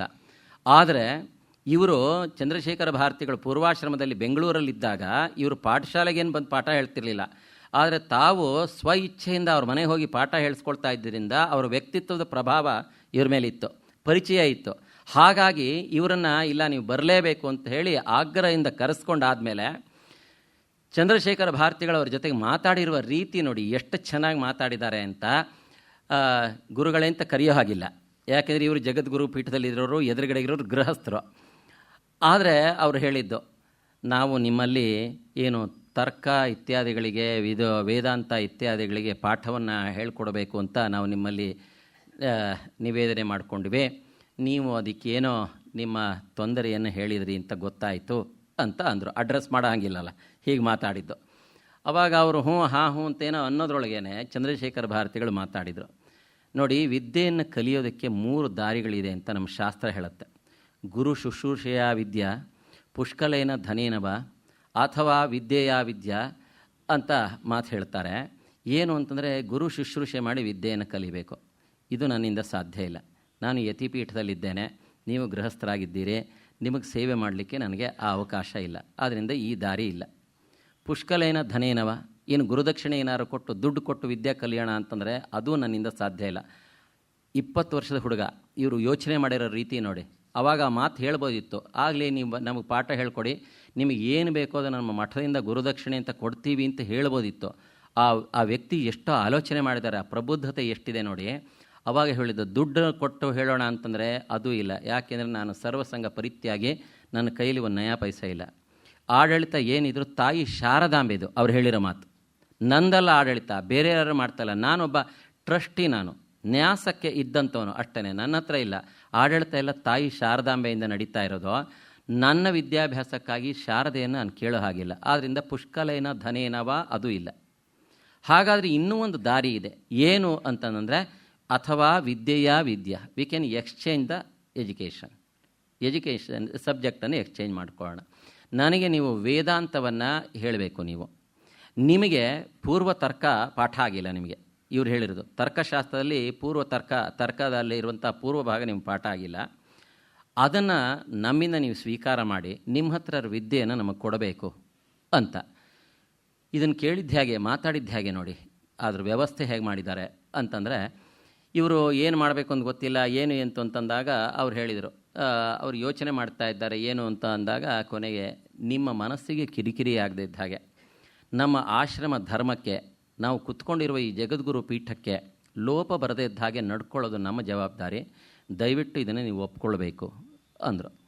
ಹಾಗೇ ಆಗಲಿ ಅಂತ ಒಪ್ಕೊಂಡ್ರು ಅವರು, ಯಾಕೆಂದರೆ ಅನಿವಾರ್ಯ ಆಗಿತ್ತು ಅಂತ. ವಿದ್ಯೆಯನ್ನು ಹೇಳ್ಕೊಡ್ತಾ ಕಲಿತಾ ಇದ್ದಿದ್ದ ರೀತಿ ನೋಡಿ ಹೇಗಿದೆ ಅಂತಂದರೆ, ಒಂದೇ ಒಂದು ದಿನವೂ ಸಹ ಹಾನಗಲ್ ವಿರೂಪಾಕ್ಷ ಶಾಸ್ತ್ರಿಗಳನ್ನು ಚಂದ್ರಶೇಖರ ಭಾರತಿಗಳು ಕಾಯಿಸಲಿಲ್ಲ. ವಿದ್ಯೆ ಹೆಂಗೆ ಹೇಳಂತಂದರೆ, ಒಂದು ಹಾಲ್ನಲ್ಲಿ ಇಲ್ಲಿ ಹೇಗೆ ಫೋಟೋ ಹಾಕಿದ್ದೀವೋ ಅಲ್ಲೇ ಸಚ್ಚಿದಾನಂದ ಶಿವಾಭಿನವ ನರಸಿಂಹ ಭಾರತಿಗಳು ಫೋಟೋ ಹಾಕಿರ್ತಿದ್ರು. 2 ಪೀಠಗಳು ಕೂತ್ಕೊಳ್ಳೋದಕ್ಕೆ ಅವರು ಬರೋದಕ್ಕಿಂತ ಮುಂಚೆನೇ ಚಂದ್ರಶೇಖರ ಭಾರತಿಗಳು ಆಗಲೇ ರೆಡಿಯಾಗಿ ಬಂದಿರ್ತಿದ್ರು, ಕೂತ್ಕೊಂಡಿರ್ತಿದ್ರು. ಅವ್ರಲ್ಲಿ ಬರ್ತಾ ಇದ್ದಾರೆ ಅಂತ ಗೊತ್ತಾದ್ರೆ ನನಗೆ ನಮಸ್ಕಾರ ಮಾಡಿಬಿಡ್ತಾರಲ್ಲ ಅಂತ ಚಂದ್ರಶೇಖರ ಭಾರತಿಗಳು ಠಕ್ ಅಂತ ಎದ್ದು ನಿಂತ್ಕೊಳ್ತಿದ್ರು. ಅವರು ನಮಸ್ಕಾರ ಮಾಡಲಿಕ್ಕೆ ಅಂತ ಹೋದರೆ ಇವ್ರಿಗೆ ಜಗದ್ಗುರು ಪೀಠಕ್ಕೆ, ಇವ್ರು ಏನು ಮಾಡ್ತಿದ್ರು, ಈ ಫೋಟೋದ ಕಡೆಗೆ ನಮಸ್ಕಾರ ಮಾಡ್ತಿದ್ರು. ಯಾರಿಗೆ? ಸಚ್ಚಿದಾನಂದ ಶಿವಾಭಿನವ ನರಸಿಂಹ ಭಾರತಿಗಳ ಫೋಟೋಕ್ಕೆ ನಮಸ್ಕಾರ ಮಾಡ್ತಿದ್ರು. ಹಾಗಾಗಿ ಆ ನಮಸ್ಕಾರ ಎಲ್ಲಿಗೆ ಹೋಗಿ ಮುಟ್ಟೋದು? ಶಿವಾಭಿನವ ನರಸಿಂಹ ಭಾರತಿಗಳಿಗೆ. ಪಾಠ ಇಲ್ಲಿ ಮುಗೀತು ಅಂದ ತಕ್ಷಣಕ್ಕೆ ಅಷ್ಟೇ, ಯಾವಾಗಲೂ ಜಗದ್ಗುರು ಪೀಠದವರು ಅವರೇ ಟಕ್ ಅಂತ ಎದ್ದು ಗುರುಗಳಿಗೆ ನಮಸ್ಕಾರ ಮಾಡಬೇಕಲ್ಲ, ಎದುರುಗಡೆ ಇರೋ ಗುರುಗಳಿಗೆ ಮಾಡೋ ಹಾಗಿಲ್ಲ. ನಿಮ್ಮನ್ನು ನಾನು ನಮ್ಮ ಈ ಗುರುಗಳಲ್ಲೇ ಕಾಣ್ತಾ ಇದ್ದೀನಿ ಅಂತ ಹೇಳಿ ಇವರಿಗೆ ನಮಸ್ಕಾರ ಮಾಡೋರು. ಹಾಗಾಗಿ ಅವರು ಅಷ್ಟೇ ನಮಸ್ಕಾರ ಮಾಡೋಕ್ಕೆ ಬಂದರೆ ಇಲ್ಲಿಗೆ ಯಾರು ಸಚ್ಚಿದಾನಂದ ಶಿವಾಭಿನವ ನರಸಿಂಹ ಭಾರತಿಗಳಿಗೆ ನಮಸ್ಕಾರ ಮಾಡೋರು. 2 ವರ್ಷಗಳ ಕಾಲ, ಸುಮಾರು 5ರಿಂದ 6 ವರ್ಷಗಳ ಕಾಲ ಪಾಠ ಬೇಕು ಅಂತ ಇದ್ದಿದ್ದನ್ನು 2 ವರ್ಷದಲ್ಲಿಯೇ ಪಾಠವನ್ನು ಮುಗಿಸ್ಕೊಂಡ್ರು. ಒಂದೇ ಒಂದು ದಿನವೂ ಸಹ ನೀವು ಇದನ್ನು ಓದಲೇ ಇಲ್ವಲ್ಲ, ಇದಕ್ಕೆ ಪ್ರಿಪ್ರೇಷನ್ ಸಾಕಾಗಲಿಲ್ವಲ್ಲ ಅಂತ ಅನ್ನುವುದು ಆಗಲಿಲ್ಲ ಅಂತ ಇದು ವಿರೂಪಾಕ್ಷಶಾಸ್ತ್ರಿಗಳು ಹೇಳ್ತಾರೆ. ವಿಶೇಷತೆ ಅಂತಂದರೆ ಗುರುಗಳು ಬಂದು ಕುತ್ಕೊಂಡ ತಕ್ಷಣಕ್ಕೆ ಗುರುಗಳೇ ಇವರು ಹೇಳ್ತಾ ಇದ್ದಿದ್ದು, ನಿನ್ನೆ ನೀವು ಪಾಠ ಮಾಡಿದ್ದಿದ್ದು ಈ ರೀತಿ ಮನನ ಮಾಡ್ಕೊಂಡಿದ್ದೀನಿ, ಇದನ್ನು ನನಗೆ ಅರ್ಥ ಆಗಿದೆ, ಇವತ್ತು ನೀವು ಇದ್ರ ಬಗ್ಗೆ ಪಾಠ ಮಾಡ್ತೀನಿ ಅಂತ ಹೇಳಿದರೆ ಇದ್ರ ಬಗ್ಗೆ ಇಂತಿಂತಹ ಗ್ರಂಥಗಳನ್ನು ಅವಲೋಕನ ಮಾಡಿದ್ದೇನೆ, ಇಷ್ಟು ಸಿದ್ಧತೆ ಆಗಿದೆ, ಇನ್ನು ನೀವು ಮುಂದೆ ಬೆಳೆಸಬಹುದು. ಇದು ನಾಟ್ 1 or 2 days, 2 years ವಿದ್ಯೆಯನ್ನು ಹೇಗೆ ಕಲಿಬೇಕು ಅನ್ನೋದು ನೋಡಿ. ಪ್ರಿಪರೇಷನ್ ಅನ್ನೋದು ಯಾವ ರೀತಿ ಅದ್ಭುತವಾಗಿದೆ ಅಂತ ಅವರು ಆಶ್ಚರ್ಯಪಟ್ಟರವರು.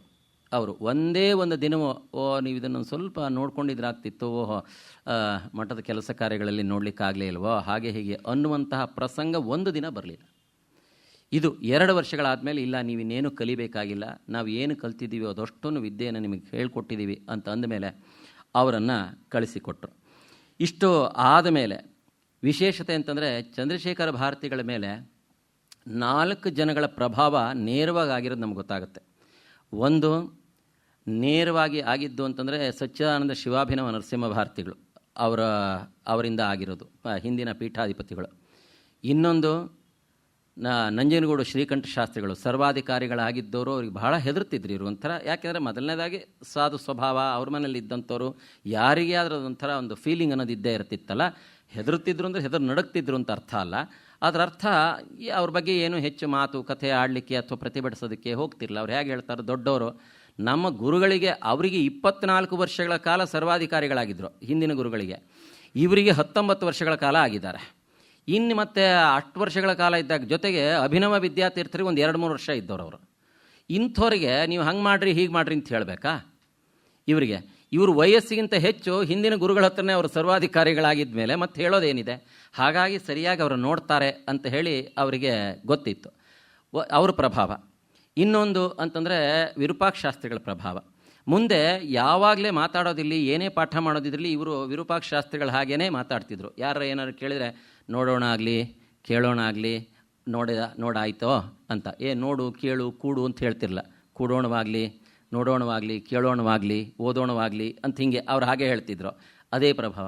ಇನ್ನೊಂದು ಅವ್ರ ಮೇಲೆ ಆಗಿರೋ ಪ್ರಭಾವ ಅಂತಂದರೆ ಸದಾಶಿವ ಬ್ರಹ್ಮೇಂದ್ರರ ಪ್ರಭಾವ. ಅದು ಅವಧೂತ ಪರಂಪರೆಯಲ್ಲಿ ಬೇಕಾದಂತಹ ಇದು. ವಿರೂಪಾಕ್ಷಶಾಸ್ತ್ರಿಗಳಿಂದ ಇವ್ರಿಗೆ ಆಗಿರೋ ಲಾಭ ಏನು ಅಂದರೆ, ಏನಪ್ಪ ಅಂತಂದರೆ ಶ್ರವಣ ಆಯಿತು, ಮನನ ಆಯಿತು. ಮನನ ಜೊತೆಗೆ ಮುಂದೆ ಅವರ ಏನು ವ್ಯಕ್ತಿತ್ವ ಜೊತೆಗೆ ಅವರ ಹೇಳಿಕೊಟ್ಟಿರುವಂತಹ ಪಾಠ ಹೇಗಾಯಿತು ಅಂದರೆ, ಇವರಿಗೆ ಅನುಸಂಧಾನವನ್ನು ಮಾಡಿಕೊಂಡು ಆ ಆತ್ಮವಿದ್ಯೆಯ ಬಗ್ಗೆ ತಿಳ್ಕೊಳ್ಳೋದಕ್ಕೆ, ಆ ವೈರಾಗ್ಯ ಭಾವನೆಯನ್ನು ಬೆಳೀಲಿಕ್ಕೆ ಇವರಿಗೆ ತುಂಬ ಕಾರಣ ಆಯಿತು. ಮುಂದೆ ಅವರು ಹೋದ್ಮೇಲೆ ಎಷ್ಟೋ ವರ್ಷಗಳ ಕಾಲ ಆದಮೇಲೆ ಇವರು ನಮ್ಮ ಜೀವನದ ಗುರಿಯೇ ಅದು, ನಾನು ಇದನ್ನೇ ಅನುಸಂಧಾನ ಮಾಡಬೇಕು ಅಂಥೇಳಿ ಅದನ್ನೇ ಮಾಡ್ಕೊಳ್ತಾ ಅವರು ಸಾಕ್ಷಾತ್ ಸಮಾಧಿಯನ್ನು, ಆ ಸಿದ್ಧಿಯನ್ನು ಪಡ್ಕೊಂಡ್ರು. ಆದರೆ ಮುಂದೆ ಅವರ ವರ್ತನೆಯನ್ನು ನೋಡಿ ಎಲ್ಲರೂ ಈ ಸ್ವಾಮಿಗಳಿಗೆ ಹುಚ್ಚಿಡಿದೆ ಅಂತಂದರು, ಬುದ್ಧಿ ಪ್ರಕಲ್ಪ ಅಂತಂದರು. ಆಮೇಲೆ ಏನು ನಿಮ್ಹಾನ್ಸಿಂದ ಡಾಕ್ಟರ್ಸ್ ಎಲ್ಲ ಡಾಕ್ಟರ್ ಗೋವಿಂದ ಸ್ವಾಮಿ ಅಂತ, ಡಾಕ್ಟರ್ ವಾಸುದೇವರಾವ್ ಅಂಥೇಳಿ ಅವರೆಲ್ಲ ಹೋಗಿ ಟೆಸ್ಟ್ ಮಾಡಿದ್ದಾರೆ. ಮಿರ್ಜಾ ಇಸ್ಮಾಯಿಲ್ ಅವ್ರನ್ನ ಟೆಸ್ಟ್ ಮಾಡಲಿಕ್ಕೆ ಕಳಿಸಿದ್ರು. ಎಲ್ಲ ಆಯಿತು, ಎಲ್ಲ ಸರಿ. ಆದರೆ ಅವರ ಜೀವನವನ್ನು ಟೆಸ್ಟ್ ಮಾಡಿರ್ತಕ್ಕಂಥವ್ರು ಎಲ್ಲರೂ ಹೇಳಿದ್ದಾರೆ, ಸಾಮಾನ್ಯವಾಗಿ ಅವರಿಗೊಂದು ಜ್ವರ ಸಹ ಬರ್ತಿರಲಿಲ್ಲ ಅಂತ. ಏನೋ ಯಾವಾಗಾರು 1-2 ಸಲ ಇಷ್ಟು ವರ್ಷಗಳಲ್ಲಿ ಆಗಿರೋದು ಬಿಟ್ಟರೆ, ಯಾವಾಗೋ ಒಂದು ಸಲ ಬಂದಿದ್ದು ಬಿಟ್ಟರೆ ಅದಕ್ಕೂ ಸಹ ಅವರು ಹೊರಗಡೆ ಔಷಧಿಯನ್ನು ತಗೊಂಡಿಲ್ಲ ಅಂತ. ಅದು ನಿಜವಾಗ್ಲೂ ಆಧ್ಯಾತ್ಮದ ಉನ್ಮಾದ ಸ್ಥಿತಿಯೇ ಹೊರತು, ಅವಧೂತ ಸ್ಥಿತಿಯೇ ಹೊರತು ಅದು ಖಂಡಿತ ಹುಚ್ಚಲ್ಲ ಅಂತ ಹೇಳಿದ್ದಾರೆ. ಇನ್ನು ಅವರ ಪವಾಡಗಳ ವಿಚಾರವನ್ನು ಕೆಲವು ಹೇಳೋಣಂತೆ. ಅವರು ಎಂತಹ ಅದ್ಭುತ ವ್ಯಕ್ತಿಗಳು ಅಂತ. ತಾಯಿ ಆಚಾರ್ಯ ಶಂಕರರು ಶಿವಾನಂದ ಇದರಲ್ಲಿ ಸೌಂದರ್ಯ ಲಹರಿಯಲ್ಲಿ ವರ್ಣನೆ ಮಾಡ್ತಾ ಅವ್ರು ಏನು ಹೇಳ್ತಾರೆ ಅಂತಂದರೆ, ತಾಯಿಯ ಉಪಾಸನೆಯಿಂದ ನಮಗೇನಾಗತ್ತೆ ಅಂತಂದರೆ ಅನೇಕ ಸಿದ್ಧಿಗಳಾಗತ್ತೆ. ಆದರೆ ಆ ಸಿದ್ಧಿಯನ್ನು ಲೌಕಿಕಕ್ಕೆ ಬಳಸಬಾರ್ದು. ಯಾಕೆಂದರೆ ಅದು ಇತ್ಯತಿ ಲಘು ಅಂತ ಹೇಳ್ತಾರೆ, ಅದು ತುಂಬ ಹಗುರವಾದ್ದು ಅಂತ.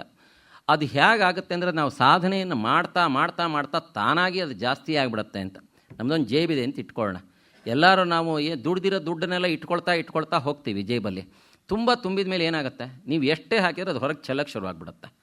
ಹೊರಗೆ ಚೆಲ್ಲತ್ತೆ. ನೀವು ಎಷ್ಟೇ ತುರುಕಿದ್ರೂ ಮತ್ತೇನಾಗುತ್ತೆ, ಹೊರಗೆ ಚೆಲ್ಲತ್ತೆ. ಇದೂ ಅಷ್ಟೇ, ಮಹಾತ್ಮರು ಮಾಡಿರುವಂಥ ಸಾಧನೆ ಹೀಗೆ ಎಕ್ಸ್ಪೆಲ್ ಆಗುತ್ತೆ, ಹೊರಗಡೆ ಚೆಲ್ಲತ್ತೆ. ಇದು ಶ್ರೀಧರ ಸ್ವಾಮಿಗಳ ಜೀವನ ಚರಿತ್ರೆಯಲ್ಲೂ ನೋಡ್ತೀವಿ. ಸದಾಶಿವ ಬ್ರಹ್ಮೇಂದ್ರರು, ನೀವು ಯಾವ ಯೋಗಿಗಳು, ಗೋಂದಾವಲೆ ಮಹಾರಾಜರಾಗಿರ್ಬೋದು ಅಥವಾ ಚಂದ್ರಶೇಖರ ಭಾರತಿಗಳು, ಯಾರನ್ನೇ ತಗೊಳ್ಳಿ, ಅವರ ಜೀವನದಲ್ಲಿ ಇಂಥದ್ದು ನೋಡ್ತೀವಿ. ನಮಗೆ ಇದು ಪವಾಡ ಅಂತ ಅನಿಸುತ್ತೆ, ಆದರೆ ಅವರಿಗೆ ಅದು ಪವಾಡ ಅಲ್ಲ, ಇದೊಂದು ಸಹಜವಾದ ಸ್ಥಿತಿ ಅಂತ. ನಾವಿದನ್ನು ಮಾಡ್ತಾ ಮಾಡ್ತಾ ಸಾಧನೆಯಲ್ಲಿ ಒಂದು ಪರಿಪಕ್ವತೆ ಮುಟ್ಟಿದರೆ ಈ ರೀತಿ ಆಗತ್ತೆ ಅಂತ. ಇವರ ಜೀವನದಲ್ಲಿಯೂ ಅಷ್ಟೇ, ಎಷ್ಟರ ಮಟ್ಟಿಗೆ ಅಂದರೆ ಇಡೀ ನೇಚರನ್ನು ಕಂಟ್ರೋಲ್ ಮಾಡುವಂಥ ಶಕ್ತಿ ಇತ್ತು ಇವರಿಗೆ. ಬೇಕಾದರೆ ಮಳೆ ಬರೆಸ್ತಿದ್ರು, ಬೇಡ ಆದರೆ ನಿಲ್ಲಿಸ್ತಿದ್ರು. ಅದು ವಿಶೇಷತೆ. ಒಂದು 2-3 ಎಕ್ಸಾಂಪಲ್ ಹೇಳ್ತೀನಿ, ಸಮಯ ಜಾಸ್ತಿ ಇಲ್ಲದೆ ಇರೋದ್ರಿಂದ. ಒಂದು ಸಲ ಸಂಚಾರಕ್ಕೆ ಅಂತ ಹೋದಾಗ ತಮಿಳ್ನಾಡಿನಲ್ಲಿ ದೇವಕೋಟೆ ಅಂತ ಹೇಳಿ ಒಂದು ಊರು, ಅಲ್ಲಿ ಸುಮಾರು ಒಂದು 2 ತಿಂಗಳು ಇರಬೇಕು ಅಂತ ಹೇಳಿ ಇವರು ಇದನ್ನು ಮಾಡ್ಕೊಂಡು ಹೋಗಿದ್ದು. ಅಂದರೆ ಸಂಚಾರಕ್ಕೆ ಅಂತ ಹೋದಾಗ ಅಲ್ಲಲ್ಲೇ ನಿಲ್ತಿದ್ರಲ್ಲ, ಒಂದು 15 ದಿನನೋ 1 ತಿಂಗಳೋ ಇರಬೇಕು ಅಂತ. ಆದರೆ ಹೋಗಿ ಒಂದು 2-3 ದಿನಕ್ಕೆ ಅಲ್ಲಿಂದ ಸರ್ವಾಧಿಕಾರಿಗಳು ಹೇಳಿದರು, ಇಲ್ಲ ಬೇರೆ ಊರಿಗೆ ಹೋಗೋಣ ಅಂತ. ಮಧ್ಯಾಹ್ನ ಇವ್ರದ್ದು ಭಿಕ್ಷೆ ಎಲ್ಲ ಆಯಿತು. ಆಮೇಲೆ ಗೊತ್ತಾಯಿತು, ಎಲ್ಲ ಪ್ಯಾಕಿಂಗ್ ಎಲ್ಲ ಶುರುವಾಗ್ತಾ ಇದೆ. ಎಲ್ಲ ನೋಡಿದರೆ ಗೊತ್ತಾಯಿತು, ಯಾಕೆಂದರೆ ಇವರು ಆನೆ ಕುದುರೆ ಎಲ್ಲ ತಗೊಂಡು ಹೋಗಿದ್ರಲ್ಲ, ಆನೆಗೆ ಕುಡಿಯೋಕ್ಕೆ ನೀರಿಲ್ಲ ಅಂಥ ಸಮಸ್ಯೆ ಆಗಿಬಿಟ್ಟಿದೆ. ಊಟ ಏನೋ ಹಾಕ್ಬೋದು, ತಿಂದಿದ್ದೆಲ್ಲ ಹಾಕಿದರೆ, ತಿಂದು ಬಿಟ್ಟಿದ್ದೆಲ್ಲ ಹಾಕಿದರೆ ಆಗುತ್ತೆ, ನೀರು ಹಂಗೆ ಆಗಲ್ಲಲ್ಲ. ಕೊನೆಗೆ ಅದನ್ನೆಲ್ಲ ತೊಗೊಂಡು ಹೋಗಬೇಕು ಅಂತಾದಾಗ ಕೊನೆಗೆ ಇವರು ಕೇಳಿದರು, ಇವ್ರಿಗೆ ಹೇಳಲೇ ಇಲ್ಲ ಅವರು ಸರ್ವಾಧಿಕಾರಿಗಳು. ಕೊನೆಗೆ ಕೇಳಿದರು, ಏನು ಸಮಾಚಾರ, ಯಾಕೆ ಅಂತ.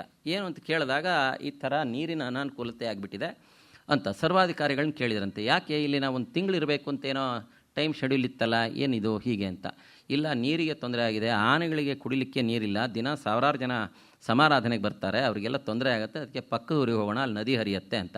ನೀವು ಮತ್ತೆ ಹೇಳಬೇಕಲ್ವೇ, ನೀವು ಮೊದಲೇ ಹೇಳಬೇಕೋ ಬೇಡವೋ, ಅದಕ್ಕೆ ಯಾಕೆ ಹೋಗಬೇಕು ಅಂಥೇಳಿ ತಮ್ಮ ಶೃಂಗೇರಿ ಮಠದ ಆಸ್ಥಾನ ಇವರನ್ನು ಕರೆಸಿದರು, ಪಂಡಿತರನ್ನು ಕರೆಸಿದರು. ಕರೆಸಿಬಿಟ್ಟು ಇದು ಮಹಾಭಾರತದಲ್ಲಿ ವಿರಾಟ ಪರ್ವವನ್ನು ಪಾರಾಯಣ ಮಾಡಿ ನಾ ಹೇಳೋ ತನಕ ಅಂತ ಹೇಳಿ ಅವ್ರಿಗೊಂದು ಕಡೆಗೆ ಕೂಡಿಸಿದ್ರು. ಮಧ್ಯಾಹ್ನ 2 ಗಂಟೆ ನಡೆದಿರೋದು ಘಟನೆ, ರಣ ಬಿಸಿಲು. ಪಾರಾಯಣ ಮಾಡಿ ನಾ ಹೇಳೋ ತನಕ ಅಂದರು. ಇವರು ಅದೇ ರೂಮ್ನಲ್ಲಿಯೇ ಪರ್ಜನ್ಯ ಸೂಕ್ತವನ್ನು ಹೇಳ್ತಾ ಓಡಾಡ್ಲಿಕ್ಕೆ ಶುರು ಮಾಡಿದರು. 2 ಗಂಟೆಗೆ ಅನುಷ್ಠಾನ ಶುರುವಾಯಿತು. 3 ಗಂಟೆ ಹೊತ್ತಿಗೆ ಆಕಾಶ ತುಂಬ ದಟ್ಟವಾದ ಮೋಡ ತುಂಬಿ ಧೋ ಅಂತ ಮಳೆ ಹೊಡಿಲಿಕ್ಕೆ ಶುರುವಾಯಿತು. 4-4:15 ಅಷ್ಟೊತ್ತಿಗೆ ಅಷ್ಟು ಆ ಊರಿನಲ್ಲಿರುವಂಥ ಅಷ್ಟು ಕೆರೆಗಳೆಲ್ಲ ಕೋಡಿ ತುಂಬಿ ಹರಿದ್ವು. ಆಮೇಲೆ ಶ್ರೀಕಂಠ ಶಾಸ್ತ್ರಿಗಳು ಓಡಿ ಬಂದರು. ಇವ್ರು ಕೇಳಿದ್ರಂತೆ, ಪೋರ್ಮಾ ಅಂದರು, ಸಾಕಾ ಅಂತ. ಯಥೇಷ್ಟಮ್ ಅಂದರು. ಸಾಕು ಬೇಕಾದಷ್ಟು ಆಯಿತು, ಇನ್ನೇನೊಂದು 2-3 ತಿಂಗಳ ತನಕ ಏನು ತೊಂದರೆ ಇಲ್ಲ. ಹಾಗಂದ ಕೂಡಲೇ ಅವ್ರಿಗೆ ಹೇಳಿದ್ರಂತೆ, ಏನು ಅಂತಂದರೆ, ಇನ್ನು ಇದಕ್ಕೆ ಮಂಗಳ ಮಾಡಿ, ವಿರಾಟ ಪರ್ವ ಓದ್ತಾ ಇದ್ದೀರಲ್ಲ, ಇದಕ್ಕೆ ಮಂಗಳ ಮಾಡಿ ಅಂತ ಹೇಳಿದರು. ಮುಂದೆ ಅವರೇ ಹೇಳ್ತಾರೆ, ಏನು ಅಂತಂದರೆ, ವಿರಾಟ ಪರ್ವದಲ್ಲಿ ವೇದವ್ಯಾಸರು ಏನು ಅಂತಂದರೆ ಪರ್ಜನ್ಯ ಸೂಕ್ತದ ಮಂತ್ರಗಳನ್ನು, ಬೀಜ ಮಂತ್ರಗಳನ್ನ ಹುದುಗಿಸಿದ್ದಾರೆ ಅದರಲ್ಲಿ. ಹಾಗಾಗಿ ಇವತ್ತಿಗೂ ಅನೇಕ ಕಡೆಗೆ ಮಳೆ ಬರಲಿಲ್ಲ ಅಂತಂದರೆ ವಿರಾಟ ಪರ್ವದ ವಾಚನವನ್ನು ಮಾಡುತ್ತಾರೆ. ನಮ್ಮ ಗುರುಗಳೇ ಇದ್ದಾರೆ, ಅನೇಕ ಕಡೆಗೆ ಮಾಡಿ ಬರ್ತಿರೋದು ಉಂಟು. ಅದಕ್ಕೆ ಕಾರಣ ಅವ್ರ ಹೆಸರು ಇದೆ ಬಿಡಿ. ಹಾಗಾಗಿ ವಿರಾಟ ಪರ್ವದ ಕಾವ್ಯವಾಚನ ಅಥವಾ ಅದನ್ನು ಪಠನ ಇತ್ಯಾದಿಗಳನ್ನ ಮಾಡೋದನ್ನು ನಾವು ಕೇಳ್ತೇವೆ, ನೋಡಿದ್ದೇವೆ. ಇದು ವಿಶೇಷತೆ. ಇದು ಅವರ ಜೀವನ ಚರಿತ್ರೆಯಲ್ಲೇ ನಾವು ನೋಡಿರೋದು. ಇನ್ನೊಂದು, ಮಳೆ ಬರೆಸಿದ್ದಾಯ್ತಲ್ಲ, ಶೃಂಗೇರಿಯಲ್ಲಿ ಒಂದು ಅನುಷ್ಠಾನ, ಬಹಳ ದೊಡ್ಡ ಅನುಷ್ಠಾನ ನಡೀತು. ಅನುಷ್ಠಾನ ನಡೆದು ಏನು 1000 ಜನ ಊಟಕ್ಕೆ ಕೂತ್ಕೊಂಡಿದ್ದಾರೆ, ಆಕಾಶ ತುಂಬ ದಟ್ಟವಾದ ಮೋಡ, ಆಮೇಲೆ ಎಷ್ಟು ಅಂತ ಟೆಂಟ್ ಹಾಕೋಕ್ಕೆ ಸಾಧ್ಯ. ಆವಾಗ ಎಲ್ರಿಗೂ ಯೋಚನೆ ಆಗೋಯ್ತು. ಎಲ್ರಿಗೂ ಅಯ್ಯೋ ಮಾಡಿಟ್ಟಿರೋ ಅಡುಗೆ ಎಲೆ ಎಲ್ಲ ಹಾಕಾಗಿದೆ, ಆಗಲೇ ಬಡಿಸಿದ್ದಾರೆ, ಇನ್ನೇನು ಕೂಡಬೇಕು ಅನ್ನೋ ಸಂದರ್ಭದಲ್ಲಿ ಇವರು ಭಿಕ್ಷೆ ತೀರಿಸ್ಕೊಂಡು ಹೀಗೆ ತಾಯಿ ಶಾರದಾಂಬೆಯ ದೇವಸ್ಥಾನಕ್ಕೆ ಹಿಂಗೆ ಪ್ರದಕ್ಷಿಣೆ ಹಾಕಿ ನರಸಿಂಹವನ್ನ ಕಡೆ ಹೊರಟಿದ್ರು. ನೋಡಿದರೆ ಎಲ್ಲರೂ ಆಕಾಶ ನೋಡ್ತಾ ಇದ್ದಾರೆ, ಅಯ್ಯೋ ಬೇಗ ಊಟ ಮುಗಿಸ್ಬೇಕು, ಹಾಗೆ ಹಿಂಗೆ ಅಂತ ಯೋಚನೆ ಮಾಡ್ತಾ ಇದ್ದಾರೆ. ಇವರು ನೋಡಿದವರು ತಮ್ಮ ಕೈಲಿರ್ತಕ್ಕಂತಹ ತಾವು ಹೊತ್ಕೊಂಡಿರುವಂಥ ವಸ್ತ್ರವನ್ನು ಹಿಂಗೆ ಗಾಳಿ ಮೇಲೆ ಹಾರಾಡಿಸಿ ಪವಮಾನ ಸೂಕ್ತವನ್ನು ಹೇಳಿ ಹೊರಟೋದ್ರು. ಇನ್ನೆಲ್ಲ ಊಟ ಮಾಡಿ, ಏನು ತೊಂದರೆ ಇಲ್ಲ ಅಂತ. ಊಟ ಮುಗಿಯೋ ತನಕನೂ, ಎಲ್ಲರದ್ದು ಊಟ ಮುಗಿಯೋ ತನಕನೂ ಮೋಡವೂ ಇಲ್ಲ, ಏನಿಲ್ಲ, ಎಲ್ಲ ಚೆದ್ರು ಹೋಯ್ತು. ಆಯಿತು.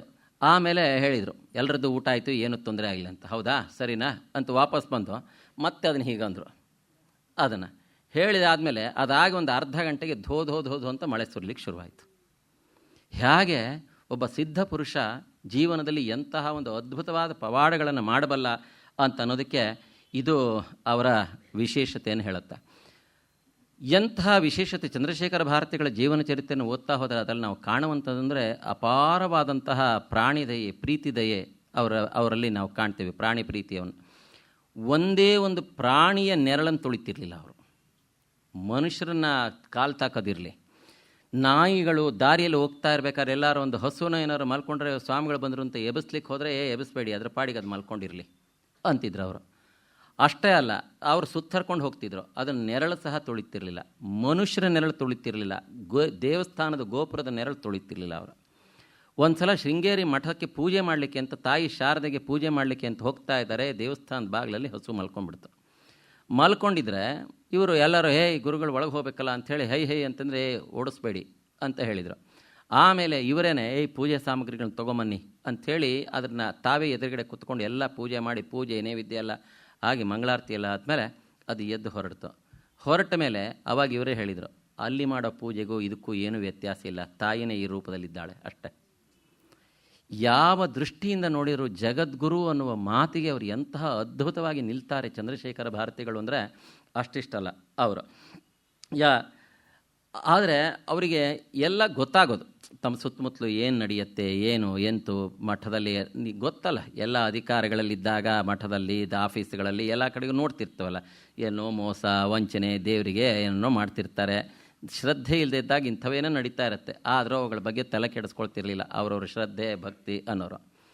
ಒಂದು ಸಲ ಅವರು ಊಟ ಮುಗಿಸ್ಕೊಂಡು ಹಿಂಗೆ ಹೊರಟಾಗ ಅಲ್ಲಿ ಪಟ್ಟದ ಆ ಮಠದ ಆನೆ ಜೋರಾಗಿ ಕೂಕ್ಕೊಳ್ತಾ ಇತ್ತು. ಇವ್ರಿಗೆ ಗೊತ್ತಾಯಿತು. ಆ ಕಡೆ ಹೋದರು. ಎಲ್ಲರೂ ಹೇಳಿದರು, ಗುರುಗಳೇ ಅತ್ಲ ಹೋಗಬೇಡಿ, ಅದಕ್ಕೆ ಯಾಕೋ ತಲೆ ಕೆಟ್ಟಿದೆ ಅಂತ ಕಾಣುತ್ತೆ, ಸಿಕ್ಕಾಪಟ್ಟೆ ಕೂಗ್ತಾ ಇದೆ ಅದು, ನಾವು ಇದನ್ನು ಇದಕ್ಕೆ ಫಾರೆಸ್ಟ್ ಡಿಪಾರ್ಟ್ಮೆಂಟಿಗೆ ಕಳಿಸ್ಬೇಕು ಅಂತ ಮಾಡಿದ್ದೀವಿ ಅಂತ.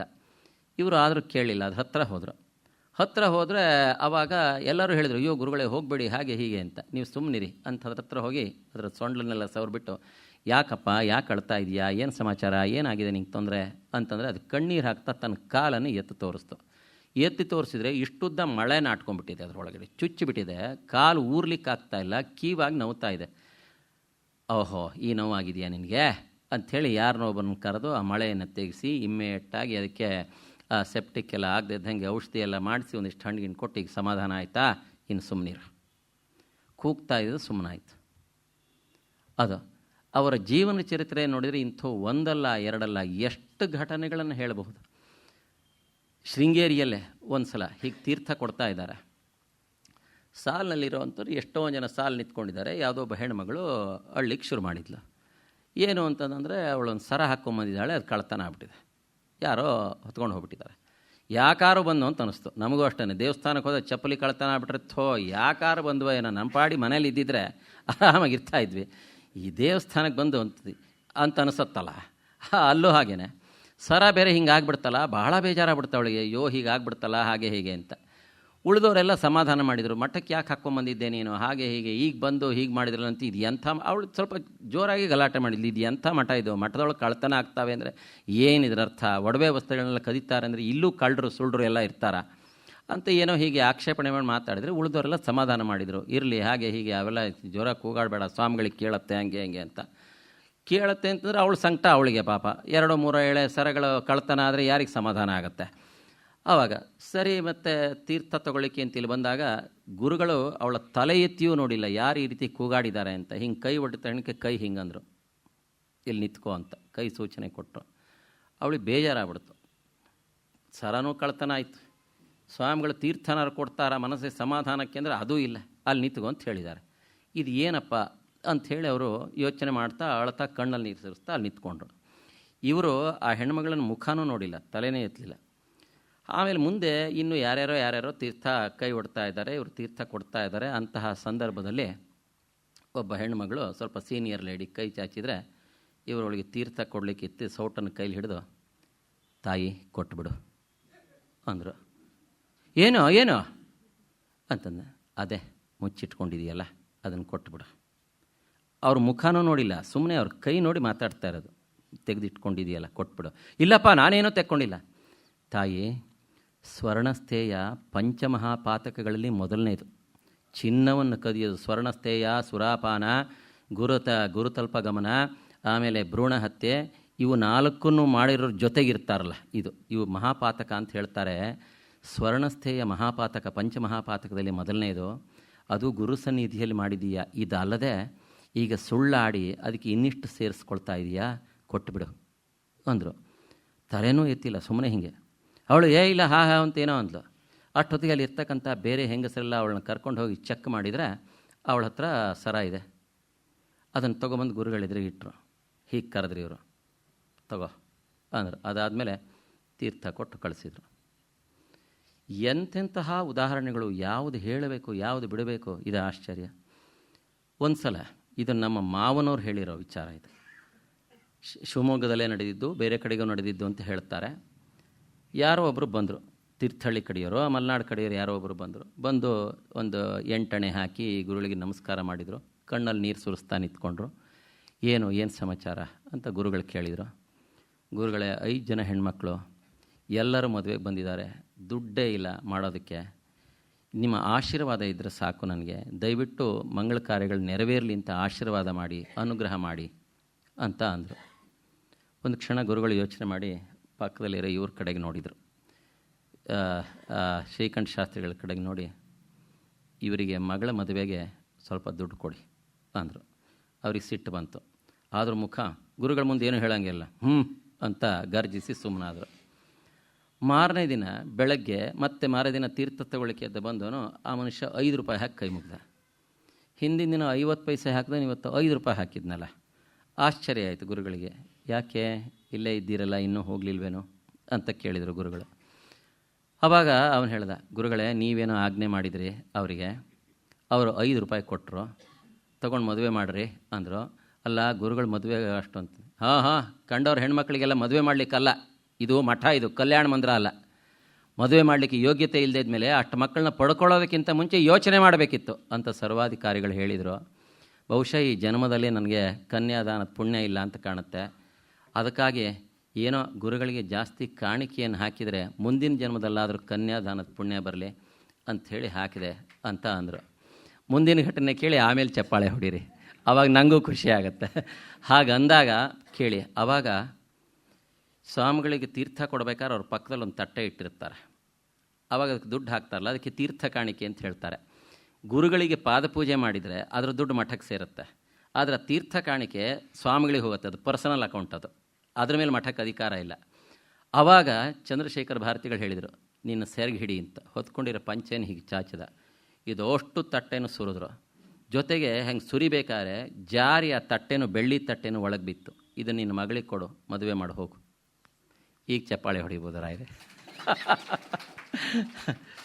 ಇದು ಎಂತಹ ನಿಸ್ಪೃಹತೆ, ಭಕ್ತರ ಬಗ್ಗೆ ಅವ್ರಿಗೆ ಇರುವಂತಹ ಪ್ರೀತಿ ಅನ್ನೋದನ್ನು ಹೇಳುತ್ತೆ. ಇನ್ನು ಒಂದೇ ಒಂದು ಘಟನೆಯನ್ನು ಹೇಳಿ ನಿಲ್ಲಿಸ್ತೇನೆ. ಅವರು ಮುಕ್ತರಾಗಿರೋ ವಿಚಾರ ಅವೆಲ್ಲ ನಾನು ಹೇಳಲಿಕ್ಕೆ ಹೋಗಲ್ಲ. ಎಡತೊರೆ ನಾವು ಹೆಸರೆಲ್ಲ ಕೇಳಿದ್ದೀವಲ್ಲ, KR ನಗರ ಅಂತ ಕರೀತಾರಲ್ಲ, ಅಲ್ಲಿ ತಿಮ್ಮಪ್ಪಯ್ಯ ಅಂತ ಹೇಳಿ ಒಬ್ಬರು ಲಾಯರ್ ಇದ್ದರು. ಅವರು ಮಠಕ್ಕೆ ಆ ಕಡೆಯ ಕೇಸುಗಳನ್ನೆಲ್ಲ ನಡೆಸ್ತಾ ಇದ್ದವರು. ಅವರು ಲಾಯರು, ಶೃಂಗೇರಿ ಮಠದ ಕೇಸುಗಳನ್ನೆಲ್ಲ ನಡೆಸ್ತಾ ಇದ್ದವರು. ಅವರಿಗೆ 3 ಜನ 4 ಜನ ಹೆಣ್ಮಕ್ಳು, ಗಂಡು ಮಕ್ಕಳಾಗಿರಲಿಲ್ಲ. ಹಿಂದಿನ ಕಾಲದಲ್ಲಿ ಅವರಿಗೆ ಅಯ್ಯೋ ನಮ್ಮ ಮನೆತನ ಬೆಳೀಲಿಕ್ಕೆ ಒಬ್ಬ ಹುಡುಗ ಇಲ್ಲ, ಆಸ್ತಿ ನೋಡ್ಕೊಳ್ಳೋದಕ್ಕೊಬ್ಬ ಇದ್ರೆ ಚೆನ್ನಾಗಿರ್ತಿತ್ತು ಅಂತ ಅವ್ರಿಗೆ ಅನ್ನಿಸ್ತು. ಶೃಂಗೇರಿ ಮಠಕ್ಕೆ ಅವ್ರು ಭಾಳ ನಡ್ಕೊಳ್ತಾ ಇದ್ರು. ಇಲ್ಲಿಗೆ ಬಂದರು ಶೃಂಗೇರಿಗೆ, ಯಾಕೆಂದರೆ ಮಠಕ್ಕೆ ಅವ್ರು ಆಗಾಗ್ಗೆ ಓಡಾಡ್ತಾ ಇದ್ರಲ್ಲ ಲಾಯರ್ ಆಗಿದ್ದಕ್ಕೆ. ಇಲ್ಲಿ ಓಡಾಡ್ತಾ ಇದರಿಂದ ಬಂದಾಗ ಅದೇ ಯೋಚನೆ ಅವ್ರ ಮನಸ್ಸಿನಲ್ಲಿ. ಹೀಗೆ ತೀರ್ಥಕ್ಕೆ ಕೈ ಒಡ್ಡಿದಾಗ ಅವ್ರ ಮುಖನೂ ನೋಡಿಲ್ಲ. ಚಂದ್ರಶೇಖರ ಭಾರತಿಗಳು ಹೇಳಿದ್ದು, ಯೋಚನೆ ಮಾಡಬೇಡ, ನಿನ್ನ ಮನಸ್ಸಿನ ಆಸೆ ಈ ವರ್ಷ ನೆರವೇರುತ್ತೆ ಅಂದರು. ಅವ್ರ ಮುಖ ನೋಡಿದರು, ತಲೆ ಎತ್ತೆ. ಆವಾಗ ಅವ್ರು ಏನೂ ಹೇಳಿಲ್ಲ, ಸುಮ್ಮನೆ ಹೀಗಂದರು, ತೀರ್ಥ ಕೊಟ್ಟರು. ಆ ವರ್ಷವೇ ಅವ್ರಿಗೊಬ್ಬ ಮಗ ಹುಟ್ಟಿದ, ಅದೇ ವರ್ಷ. ಆದರೆ ಏನೋ ಅನಿವಾರ್ಯ ಕಾರಣದಿಂದ ಇಮ್ಮಿಡಿಯೇಟಾಗಿ ನಾಮಕರಣ ಮಾಡಲಿಕ್ಕಾಗಲಿಲ್ಲ. 11ನೇ ದಿನವೋ ಏನೇನು ಮಾಡ್ತೀವಲ್ಲ ನಾಮಕರಣ ಮಾಡಲಿಕ್ಕಾಗಲಿಲ್ಲ. ಅದೊಂದು 5-6 ತಿಂಗಳು ಮುಂದೆ ಹೋಗ್ಬಿಡ್ತು. ಅಷ್ಟರೊಳಗೆ ಒಂದು ಸಲ ಶೃಂಗೇರಿ ಹೋಗಿ, ಆಗಾಗ್ಗೆ ಬರ್ತಾ ಇದ್ರಲ್ಲ, ಇನ್ನೊಂದು ಸಲ ಶೃಂಗೇರಿಗೆ ಹೋಗಿ ಬರೋಣ ಅಂತ ಹೇಳಿ ಅವರು ಶೃಂಗೇರಿಗೆ ಬಂದು ಎಲ್ಲ ಜನಗಳ ಜೊತೆಗೆ ಸಾಲಲ್ಲಿ ನಿಂತ್ಕೊಂಡು ಕೈ ಒಡ್ಡಿದರು ತೀರ್ಥಕ್ಕೆ. ಅವ್ರ ಮುಖ ನೋಡಿಲ್ಲ. ಚಂದ್ರಶೇಖರ ಭಾರತಿಗಳು ಹೇಳಿದರು, ನಿನ್ನ ಆಸೆ ನೆರವೇರ್ತಲ್ಲ, ಅವನಿಗೆ ಅಚ್ಯುತ ಅಂತ ಹೆಸರಿಡು. ಅದೇ ಅಚ್ಯುತ ಇವತ್ತು M.Tech ಮಾಡಿ ದಾವಣಗೆರೆಯ ಶಂಕರ ಮಠದಲ್ಲಿ ಮ್ಯಾನೇಜರ್ ಆಗಿದ್ದಾರೆ. ಇಂಟರ್ನ್ಯಾಷನಲ್ ಲೆವೆಲಲ್ಲಿ 25 ಪೇಪರ್ ಪ್ರೆಸೆಂಟ್ ಮಾಡಿದ್ದಾರೆ ಅವರು. 3 ಪೇಟೆಂಟ್ ಅವ್ರ ಹೆಸರಲ್ಲಿದೆ. ಅನೇಕ ಅವಾರ್ಡ್ಗಳನ್ನು ತೊಗೊಂಡಿದ್ದಾರೆ. ಆ ಶಂಕರ ಮಠದಲ್ಲಿ ಹೇಗೆ ಮ್ಯಾನೇಜರ ಹೆಂಗೆ ಜೀವನ ಮಾಡ್ತಾ ಇದ್ದಾರೆ ಅಂದರೆ, ಏನಾದ್ರು ಕಾರ್ಯಕ್ರಮಗಳಾದರೆ ಬಂದಿರೋರಿಗೆಲ್ಲ ಹಿಂಗೆಲ್ಲ ಕೂಡಿಸಿ ಚೇರ್ ಹಾಕಿ ತಾವಿಲ್ಲಿ ಮೂಲೆಯಲ್ಲಿ ಕೂತ್ಕೊಂಡಿರ್ತಾರೆ ಕೆಳಗಡೆಗೆ. ಅದಕ್ಕೆ ನಾನು ಚಂದ್ರಶೇಖರ ಭಾರತಿಗಳ ಬಗ್ಗೆ ಉಪನ್ಯಾಸ ಮಾಡಲಿಕ್ಕೆ ಅಂತ ಹೋದಾಗ ಅವರು ಹೇಳಿದರು, ವಿನಾಯಕ್, ನಾನೇನಾದ್ರು ಇವತ್ತಿಲ್ಲಿ ನಿಂತಿದ್ದರೆ ಅದು ಗುರುಗಳ ಆಶೀರ್ವಾದ, ದಯೆ. ನನ್ನ ಹೆಸರು ಸಹ ಅವ್ರ ಬಾಯಿಂದಲೇ ಬಂದಿರೋದು. ನಾನು ಇವತ್ತೇನಾದರೂ ಸಮಾಜದಲ್ಲಿ ಒಂದು ದೊಡ್ಡ ಸ್ಥಾನವನ್ನು ಪಡ್ಕೊಂಡಿದ್ದೀನಿ ಅಂತ ಯಾರಾದರೂ ಅಂದರೆ ಅದು ಗುರುಗಳ ಅನುಗ್ರಹವೇ ಹೊರತು ಬೇರೆ ಅಲ್ಲ ಅಂತ ಹೇಳಿದರು. ಹಾಗಾಗಿ ಇಂಥ ಮಹಾಮಹಿಮರ ಜೀವನವನ್ನು ಯಾವುದು ಹೇಳಲಿ ಯಾವುದು ಬಿಡಲಿ, ಸಮಯ ಆಯಿತು. ಆದ್ದರಿಂದ ಇಷ್ಟೇ ಪ್ರಾರ್ಥನೆಯನ್ನು ಮಾಡಿಕೊಳ್ಳೋಣ. ಏನು ಅಂತಂದರೆ, ಸದಾಕಾಲ ಆ ಗುರುಗಳ ಅನುಗ್ರಹ ನಮ್ಮ ಮೇಲೆ ನಿಮ್ಮ ಮೇಲೆ ಇರಲಿ, ಅವರು ನಮ್ಮನ್ನೆಲ್ಲ ಕಾಪಾಡಲಿ. ಆ ಚೈತನ್ಯ ಅಥವಾ ಗುರುಗಳ ಪರಮ ಅನುಗ್ರಹ ಸದಾಕಾಲ ನಮ್ಮ ಮೇಲೆ ಇರಲಿ ಅಂತ ಹೇಳಿ ಪ್ರಾರ್ಥಿಸ್ತಾ ಇಂದಿನ ಉಪನ್ಯಾಸಕ್ಕೆ ಮಂಗಳವನ್ನು ಹಾಡ್ತೇನೆ. ಸರ್ವೇ ಜನಾಃ ಸುಖಿನೋ ಭವಂತು, ಸಮಸ್ತ ಸನ್ಮಂಗಳಾನಿ ಭವಂತು. ಓಂ ಶಾಂತಿ ಶಾಂತಿ ಶಾಂತಿ.